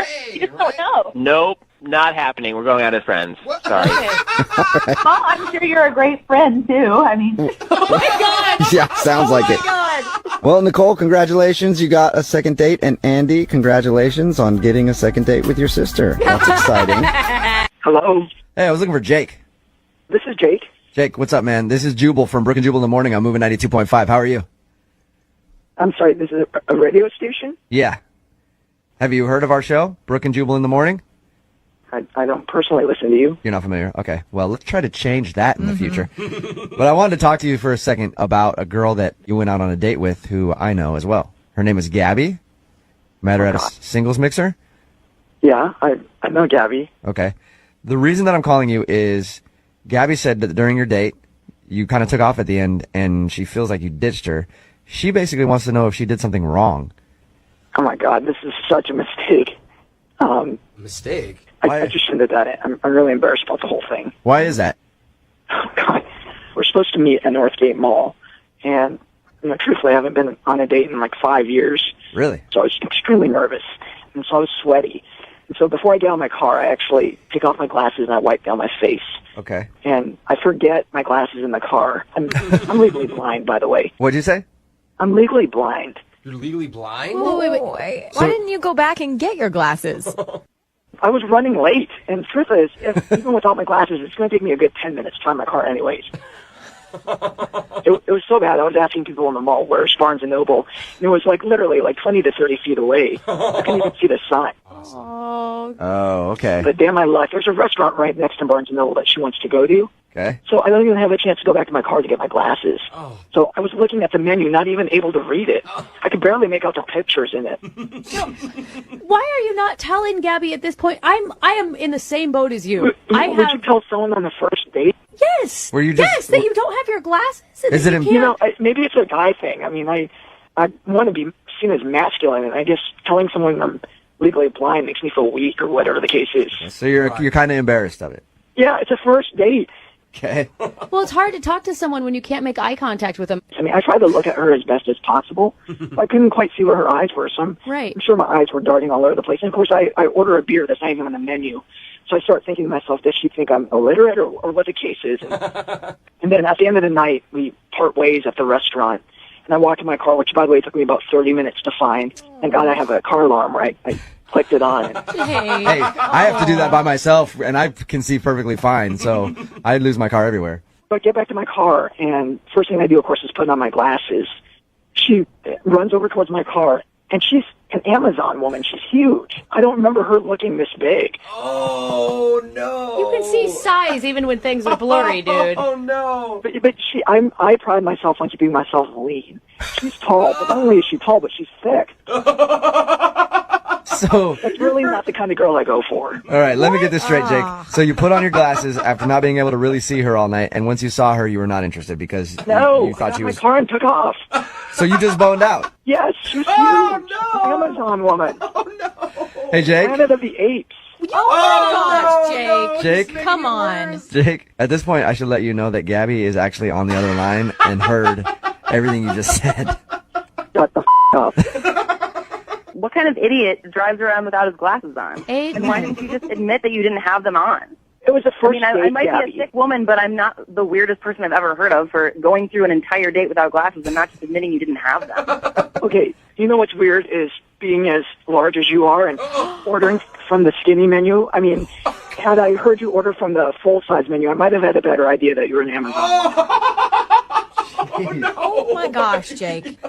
I mean, there's a reason man. you haven't dated in 5 years, and that's becoming obvious right about now to me. And I called. Yeah, that's right. I can't find a woman who's fit like me. That's why I haven't dated in 5 years. You're so full of crap, dude. I felt bad for him the Gabby. whole time, too. Just too bad that they don't make glasses for people who have bad personalities, because if you could get someone who had a good personality to take her personality glasses off and be as awful on the inside as you are, then maybe she'd date you. I'll be fine, Gabby. Trust me, I'll be fine. I'll find the right one for me. Jake, I hope that person doesn't exist. This would be an awful person. somewhere out there, Jake, there is a hot, young, fit, blind woman, too. And that's what I'm looking for. Oh my god. Hot, young, fit, and blind. That's what Jake needs in his life. God, he's a liar. He's an a-hole. You also could have just been man enough and said, listen, I'm not that physically attracted to you. You didn't have to drive away like a little You know what? At that point, I was just scared what you'd do to me. All I could do was get in the car and take off. You are such a jerk. Oh my god. I hope the next girl that you date gives you some sort of horrible STD and you rot in your bed with freaking burning sensation and hives. Jake, I just gotta say, I'm just saying. You must not be that physically fit if you are really intimidated by her. You know, I'm lean. Gabby, just to make sure you know, I'm lean. So that's the reason. Oh my God. He does not care. We cannot talk to him anymore. I will not allow him on the show anymore. Hey, He's Jake, done. you want to be a contributor to the show on a daily basis? I'd love to hear Brooke talk to you every day. No. You can have the fit segment with Jake. What are you talking Yeah. about? I'm going to punch him in the face. Body by Jake every morning on the show. Okay, this is not funny. It is really funny. Gabby, you got your answer. I sure did. And at the end of these, we always ask if you guys want to go on a second date. Oh my gosh. Jake and Gabby, I would. Sounding hell no. Yeah. You didn't even let me finish. That one too. You didn't even let me finish, you guys. I'm going to pay for the date. Nah. No? No, thanks. Gabby, send Jake to a 24-hour fitness with a mirror, and then I think that's pretty much all he needs. Gabby, I am sorry you had to go through this. Me too, but thanks for letting me figure it out. Yeah. And hopefully now people will know what an asshole Jake is and not go on a date with him. All right, Jake, thank you for your time, man. No. Thank you, guys. Appreciate it. We will talk to you tomorrow morning, 6:05, with the new segment to start Brooke's morning off the right way. We do not Body by Jake. Hello? I was looking for Mona. Yeah, this is her. Hello, Mona. My name is Jubal, and I host a radio show called Brooke and Jubal in the morning. Okay. Cool. Have you ever heard the show before at all? Yeah, no, I mean, I've heard of you. I just don't listen That's okay. that often. Okay, cool. Well, you may have never listened really before, but you're actually on the show right now. What do you mean? I mean that one of our listeners actually sent us an email about you. About me? Yep. Really? Yep, and they said all nice things, too. That's great. What's it about? It's about a date that you went on recently. Really? Yeah. You went on a date with a guy named Kipling. Oh, wow. Mhm. Yeah, you mean Kip? I do. Yes, I do. And he actually emailed us because he wanted us to get a hold of you. I guess you're not calling him back since your date, and he's confused. Yeah. Is there a reason why you don't want to go out with him again?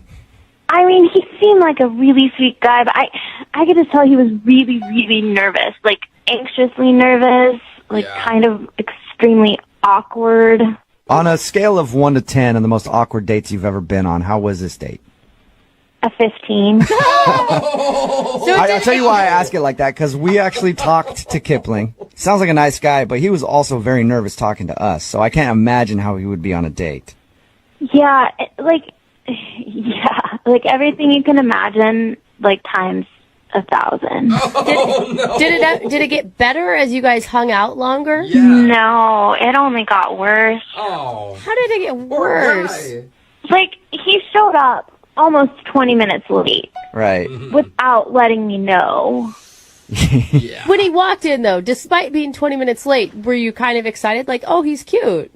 I mean, he was like nerdy, awkward, cute. I was like, maybe this could end well, but I'd been waiting for him to order, and the waitress came, and he gave her our menus and said we wouldn't be ordering food. We were just going to get drinks. But I'd waited all day to eat. What? It was already like after 7, and I hadn't eaten, and all we were getting was drinks. Like, we went to this nice restaurant, and we weren't even going to get food. Like, why didn't we just go to the bar? Oh, I would have been like, hell no, I'm getting food. You don't even want to see me when I'm hungry right now. We were like a few drinks in, and I started getting a little tipsy, and I finally was like, hey man, like, I'm really hungry. Like, is it okay if we order something? And he was like, yeah, sure, I'll get an appetizer for us to split. Oh, wow. So then he decides to get calamari, which was fine. It was great. Yeah. And I was eating, and he could tell that I was uncomfortable. So then he says, can I ask you a question? And, of course, I said, sure. And he asked me if I'm having a good time because my face doesn't look like I'm having a good time. Your face doesn't look like you're having fun. What'd you say to that? I just smiled and put more calamari in my mouth. Come on, you were, though, probably showing some pain on your face at this point. I think at that point, a few drinks in, no food in my stomach, I couldn't hide a thing. All right. Yeah. So it was just a very awkward time for you. It was extremely awkward. All right. You know what else is going to be awkward? What? He's actually on the other line listening and wants to talk to you right now. Wait, what? Yep. Kip, where you at? Hi, Mona. Oh, no. Hi, Kip. Hi. Oh, Kip. Kip, why are you doing this? I'm confused. Well, you weren't answering my messages. I thought I wanted to talk to you and see if you wanted to go on another date. Oh, Kip. Kip, did you hear what I said about our first date? Yeah, and but listen, the thing is, Okay, so I don't date a lot, and Yeah. I really liked you, and you made me nervous. And I was already really nervous because I was late. Mm-hmm. And the thing is, I just showed up, and I just wasn't expecting a woman of your nature to be there. Kip, what does that even mean? What does that mean, Kip? No, I just mean you're very beautiful. You know, you're very You have captivating features. You know. Kip, that's really sweet. Yeah, it is. Yeah, and I just got nervous, and that's why maybe I wasn't the best dater. I was nervous, and I could tell you weren't having a good time, and the reason I didn't order a bunch of food is because I don't know, maybe we were gonna, something was gonna happen. What? Oh, Kip. Wait, what are you talking about, Kip? What was going to happen if you ordered food? I don't know. Maybe you just, if you don't know what happens if the date goes well, and Oh, gosh. I just didn't want to have anyone to feel awkward about having bad breath or have stuff in their teeth or anything. You mean like if you guys are gonna kiss or something at the end there? Yeah. Okay. Oh, I thought he was planning a lot more than that. Yeah, Sorry. me too, but I'm not really giving Kip that much credit. I was like, damn, son, slow down. No. I just meant kissing. Like, we might kiss if it went well. It's a date. It's how would, Kip, I get being nervous, like going on dates and stuff, but you probably don't want to ask if they're having a good time because their face doesn't look happy. Kind of a turnoff. I didn't mean like that. I mean, your face is beautiful. Your whole is beautiful. You're beautiful, I didn't mean it like that. I just meant like I could tell like you weren't having a good time, and I wanted you to have a good time, Yeah, Kip, but like maybe you could have phrased it a little differently. Yeah. Maybe. Look, I was nervous, and I don't date a lot, okay? But, like, listen, I'm a really nice guy, and, I just feel like I could do it right, We could go somewhere and get food, and I don't know. Mona, think about it. Like, he's laying it all out there. Maybe next time, because it's all out in the open, he won't have those same type of nerves. I mean, he's really sweet. And everything he does seems pretty genuine. Well, how about this, Mona? Would you go out with Kip on a second date? I will pay for it. Oh, free second date. Time? What's that? Said we would get food this time. You can get food. I promise. Yes, we could do whatever. We could go bowling or get food or whatever. He's the same. Kip, you really like bowling, don't you? I just don't date a lot, and that's just the last date I went on. We went bowling, and we had a great time. Oh. You guys don't have to go bowling if you don't want to, Mona. You can do anything. We will pay for it, though. Yeah. Will you go out with Kipling again? You know what? I guess he does deserve a second chance. Whoa! That almost sounded not painful. What does that mean? You're saying yes? Yes, I'll go out with Kip again. Yay! Yeah, really? You won't regret it, I promise. Congratulations, Kipling. You got a second date, man. I can't believe you guys did this. This is amazing. Yeah! Kip, I can't believe we did it either, honestly. Hello? Hi, is this Jennifer? This is? Jennifer, how are you? This is Jubal from Brooke and Jubal in the Morning, the radio show. Hi. How are you? I'm okay. One of our listeners sent us an email about you.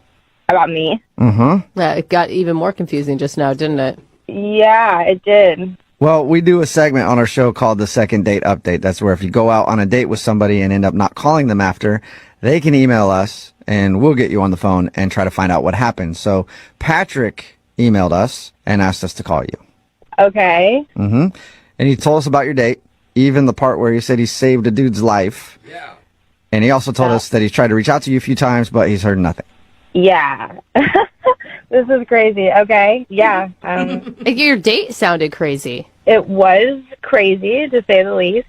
Yeah, the CPR part was insane. Okay.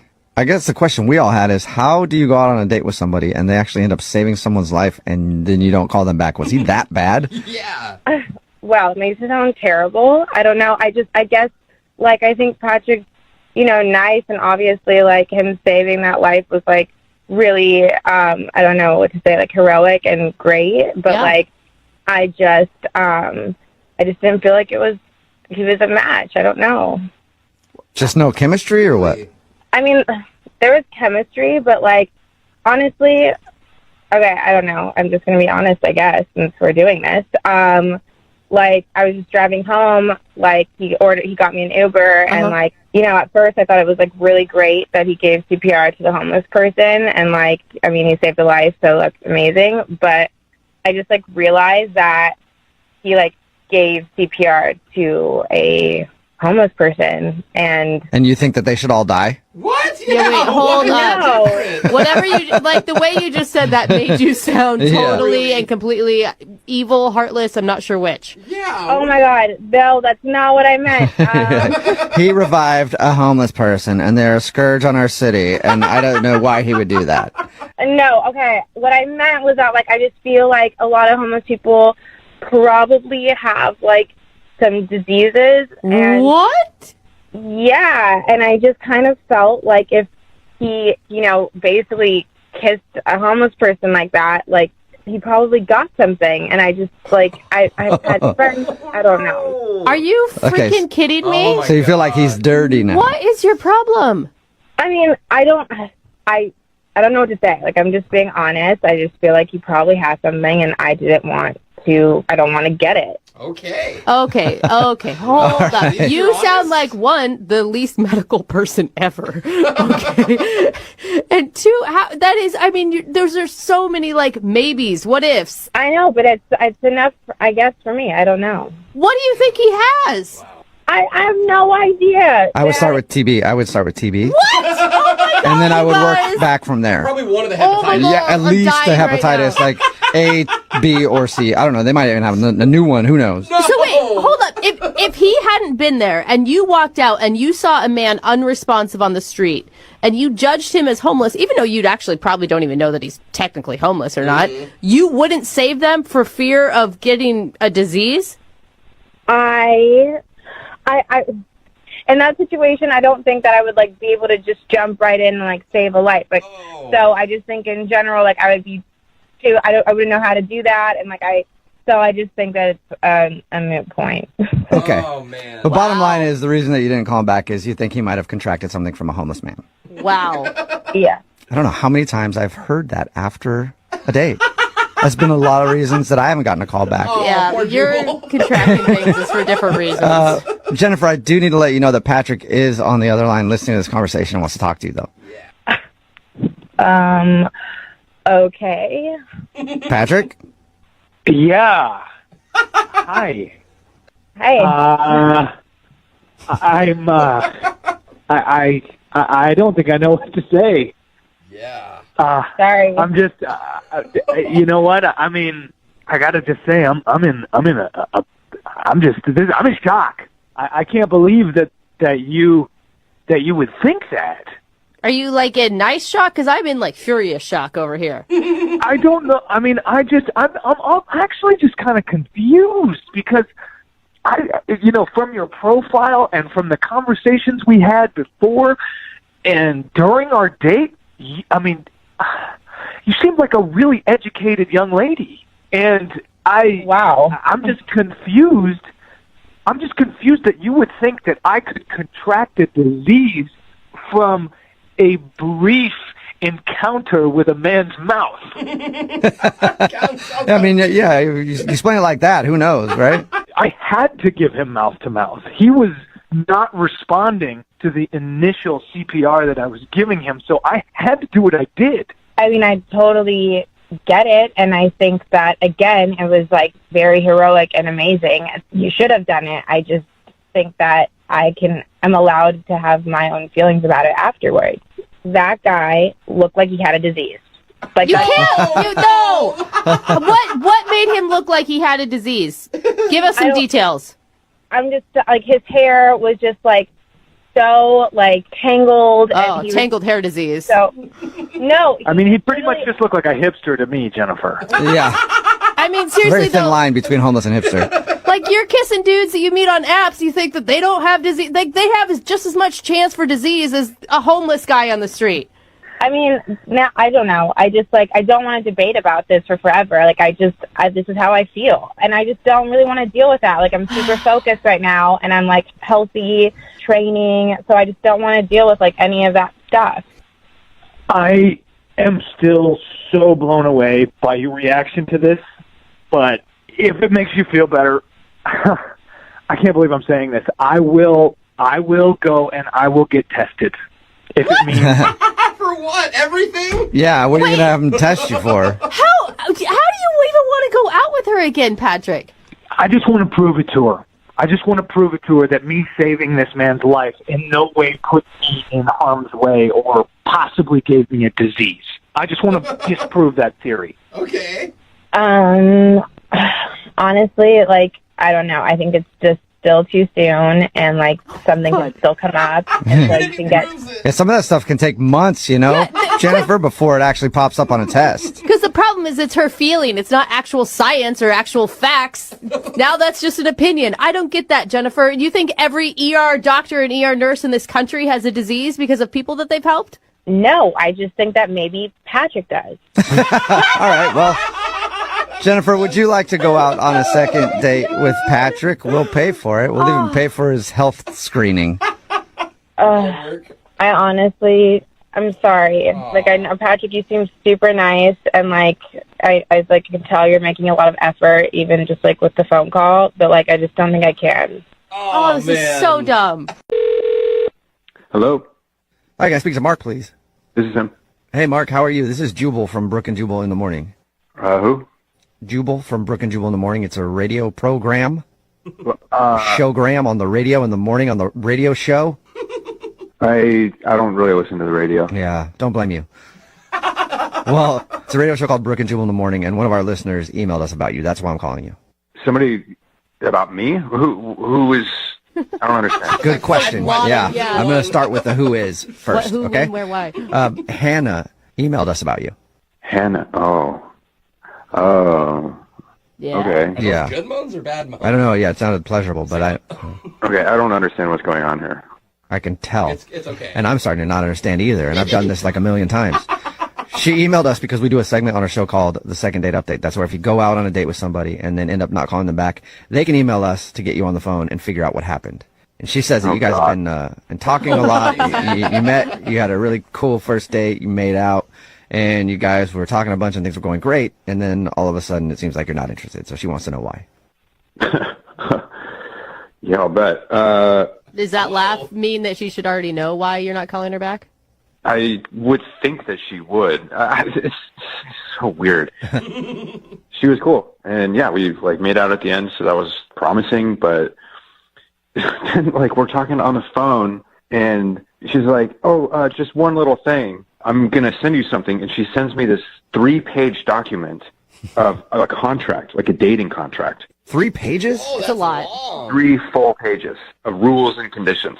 Rules and Yeah, conditions? she told us that she sent that to you. I didn't realize that it was 3 pages long, though. I thought it was someone that just said, "Hey, my name's Hannah. Please don't hurt me. Sign on the dotted line." Love you.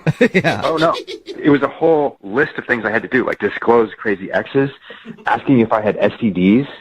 Hold on. I'm going to pull it up. It's still in my phone. Hold on. Sweet. Okay. Okay, I want to know exactly what's in there. While you pull it up, I feel like you should understand, from her side, she says that she was just trying to be honest and upfront with what her expectations for dating are, because she hasn't been in the past and it hasn't turned out well. I get that. Everybody's been burned. Hold on. Look at this. Okay. STDs, disclose political beliefs. Wow, that's tough. I mean, I guess that's okay if she doesn't want to date somebody who doesn't align with her politically, so you guys aren't arguing about that all the time. Right away. Well, and usually that just happens organically. You figure that out. Well, that's the point of dating, right? That's probably why you were upset. Yeah, but then it gets into more behavioral stuff, you have to text or call once a day to check in. Okay, now we're getting... Yeah, I can see that would start to throw up some flags for me. That just made me go, ooh.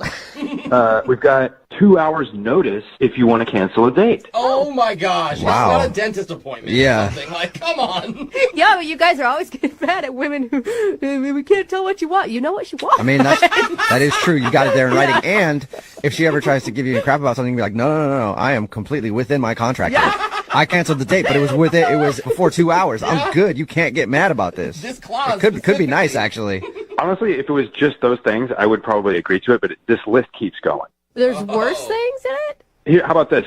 When fighting, no silent treatment is allowed or any passive-aggressive behavior. Oh, That's honey. funny. Dude, she's never going to be in a relationship with expectations like this. And then below that, there's an amendment saying all disagreements must be fully discussed, even if we agree to disagree. Oh, that sounds good, actually, but tiring. Yes. A lot of long conversations, I would imagine. Exhausted. So what line was it that really made you completely decide you weren't going to ever call her back again? I can't choose one, but this one's definitely a bad one. Mandatory presents for Christmas, Valentine's, and all major anniversaries. Well, duh. Yeah, you should be doing that, but Mandatory. put that in writing. Jeez. Poor thing. Very detailed, though, Mark. I mean, okay, you guys, it's a nuts thing that she did, really. But you liked her, and if she could, disregard this contract, would you still be interested in seeing her? I don't know. Just think. I like how you guys are trying to pull any sort of positive out of it. There really isn't a way to do that. I'm like, if there wasn't the huge giant red flag, you'd still like her. Excuse me, guys, I don't really understand what the problem is. I'm just trying to protect myself. I don't really see this as a bad thing. What? Who's that? Oh, Mark, I forgot to tell you. That's Hannah. She's actually on the other line listening and wants to talk to you. That should have been in the contract. Sorry about that. Hi. No. Yeah. No, Mark, I honestly, I feel like, having this communication was so important for, a relationship to, last. That way, we're on the same page and you know what I want. What is wrong with you agreeing to those things? Are you hiding something? That's, stuff that normal boyfriend relationships do. Look, everybody has been hurt by somebody before, but this is not the way to handle it. Well, most of those people didn't sign a contract beforehand, and that's probably why, Mark. No, but this is really excessive. We've been on one date, and now I'm supposed to sign a contract that puts me on the hook for a bunch of presents and, phone calls every day. I mean, at least I didn't put, the amount of the present that you had to buy me, the price. Oh, see, that's nice. But you had an amount in mind, didn't you? I mean, I like nice things. What girl doesn't? But, what I'm saying is I'm not crazy. I think I'm being pretty reasonable. I've been totally 100% upfront with you. I feel like in a relationship, you want to know those things. So you know what I would like in a relationship now. Yeah, but this is all expectations. It takes the romance out of it that I'm contractually obligated to do these things with you. Right. Well, look, if you were an actual stand-up guy, it wouldn't feel like a contractual obligation. Those would be normal things that you would want to do. Yeah, they would be, but now this is so weird, I don't want to have anything to do with it. Yeah, it'd be weird if President's Day is coming up. You're like, oh, where's that contract? I got to figure out if I need to get her a gift or something. What happens if I break the contract? You just bail? That's a good question too. Yeah, what's the out on that contract, Hannah? Well, I mean, it depends on what it is. If you ghost me and don't talk to me for 4 or 5 days, then I might think about it because I want somebody who's going to be there and communicate with me and make me feel secure. But you want someone to do that because they want to. You don't want them to do it because you made them. That's not a healthy relationship for you either. This isn't a good way to start things. I get what you're saying, but I really liked you. We had a lot of fun, and you're charming, and you're smart, and honestly, Mark, that's why I gave this to you. I've never done this before. I thought about taking this to the next level, so that's why I, wanted to be prepared. Mark, what do you think? Would you like to go on a second date with her? We'll pay for it. And maybe she can take back the contract stuff, and you guys can talk it out a bit more. Yeah. Would you do that, though? Would you take back the contract? I mean, maybe we can delay the signing until, the third date. Oh gosh. Mark, what do you think? Just out of curiosity, yeah, I would definitely go on another date. Really? But, I'm never going to sign a contract. Oh, damn, okay. If you want these things, we can talk about it. We can just talk about it and come to a verbal agreement. Contract negotiations. I know, this is exciting. Cool. Oh, you guys. I feel like I'm at the table with, some pro athletes and an agent. Hannah, seriously, that is a big deal that he said yes. Yeah. I think that he's a stand-up guy without the contract. Mm-hmm. Okay, fine. We'll leave the contract for now. Yay! Okay. I am happy we're going to go out again. Hello? Hi, I was looking for Dawn. Yeah, this is she. Don, how you doing? This is Jubal from Brooke and Jubal in the Morning. It's a radio show. Oh, I'm good. How are you? I'm good. You host a podcast, right? Yeah. Yeah. Okay. Yeah, what we do is kind of like a podcast, except you probably have more listeners. Actually, probably true. Okay, how can I help you? Well, you can help us because we actually got an email from one of our listeners about you. Okay, what'd they say? Well, they said that they went out on a date with you a little while ago and had a really good time, but now you're not calling them back. Oh, I thought you were calling because maybe you wanted like an interview or something. No, sorry. You do a World of Warcraft podcast, right? Yeah, I do. Yeah, our listeners have no idea what that is. So I don't either. We'd ask you the dumbest questions. Yeah, we would be wouldn't want a it. terrible interview. You'd probably get frustrated with us and hang up. All right, okay. So The reason we're calling is you recently met up with a dude who actually listens to your podcast, but also wanted to go on a date with you. His name is Isaiah. yeah, I remember Isaiah. Okay, well, Isaiah emailed us and told us about your date, and he's also confused because you're not calling him back, and he's tried to get a hold of you a few times. Yeah, that's true. Is it because you, I don't know, have a lot of men throwing themselves at you? No, actually, I really don't get asked out that often, so that's not it. Really? Really? Yeah, I think some guys are just kind of intimidated, and I mean, I wish more guys would ask me out. That would be nice, but no. Well, let's talk about the one dude that did ask you out then, Isaiah. Did you not enjoy your date with him? Oh, no, I mean, the date, it was fine. Like, it wasn't a bad date. It wasn't too awkward or anything. He's a fan of mine, so I'm just going to say it's just not going to work. Can you tell us anything so that we can at least let him know? Because he's really confused. He thought that you had a great time and you both had a good connection and you enjoyed the date.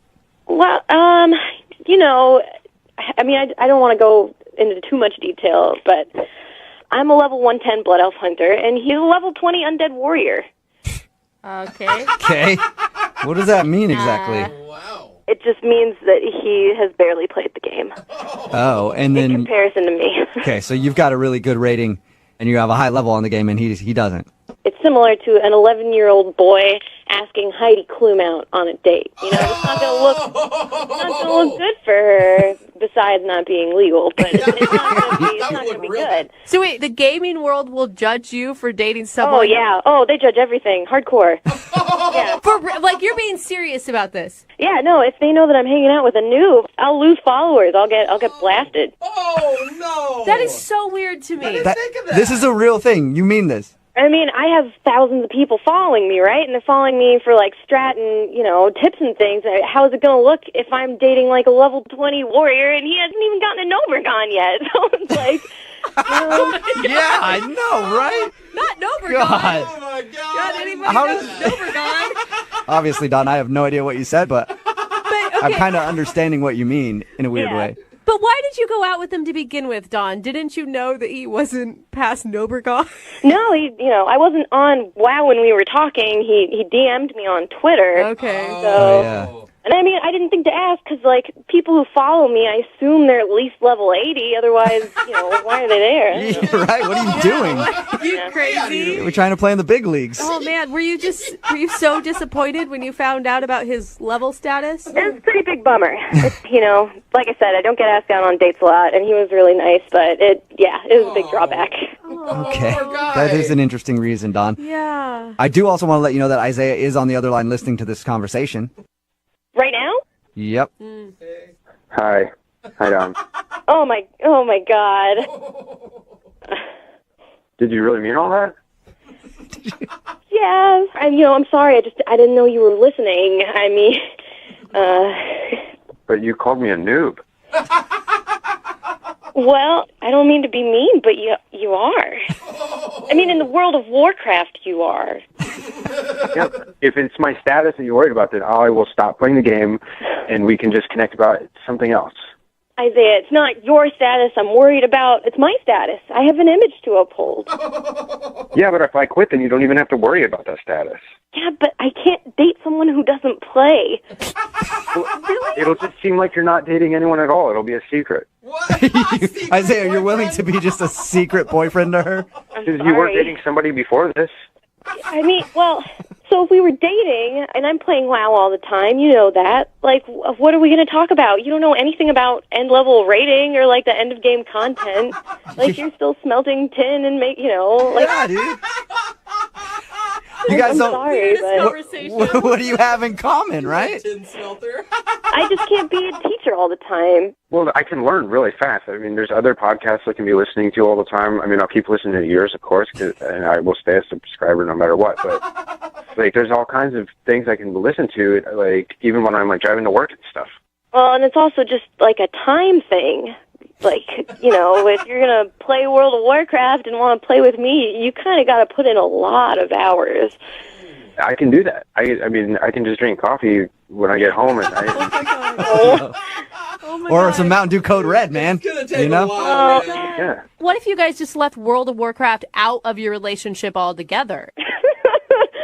Oh, you can't be serious. I'm totally serious. Like, why does it need to be such a focal point of your romantic life? I'm sorry, but it's that important to me. Okay, I will commit myself 100% to playing every minute that I can, and I will catch up. I promise you. I'm not going to let go. And if I can just be around you, then I feel like it'll make me better as a person and as a player, too, But you make people better. That's what you do. It's what your podcast is for, is helping people, and you helped me. Don, come on. I mean, he said you were intelligent. He said you were attractive. Like, this guy really thinks, like, you're it. I know, and that's the hard part. That's why it's so hard to tell him no. Still, don't say no. Like, I'll be here to support you. /flirt. There you go. You got a /flirt over the phone, Don. Would you go out with Isaiah again one more time? We will pay for it. Well, Isaiah, I mean, I can't date someone like this because of my work, but, I mean, okay, if you can make it to, like, level 80, level 90, you can call me then, and we'll figure it out from there. Hey! You hear that, Isaiah? Level 80, I can do that. 80, preferably 90, but I'll cut it at 80. You can text me at 80. The door is still open, Isaiah. If you get to the right level in World of Warcraft, you can have your dream date. Got a lot of work to do. I can do it. I know I can do it because I have love on my side. All right, so it's a deal, Don. If he gets to level 80 or 90, you will give him another shot. It's a deal. Nice. It's a deal. Woo! Yeah! All right, now you got something to work toward, Isaiah. Yeah.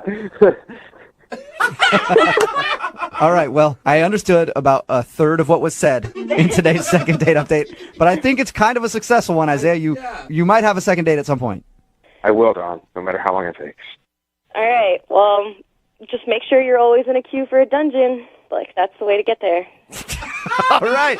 Remember that, Isaiah. If we learned anything about dating today, it's always remember you're in a queue for a dungeon. You got it. Always be in a queue for a dungeon. Be in a queue for a dungeon. Okay. Almost got it. Just get in that dungeon. I will. All right.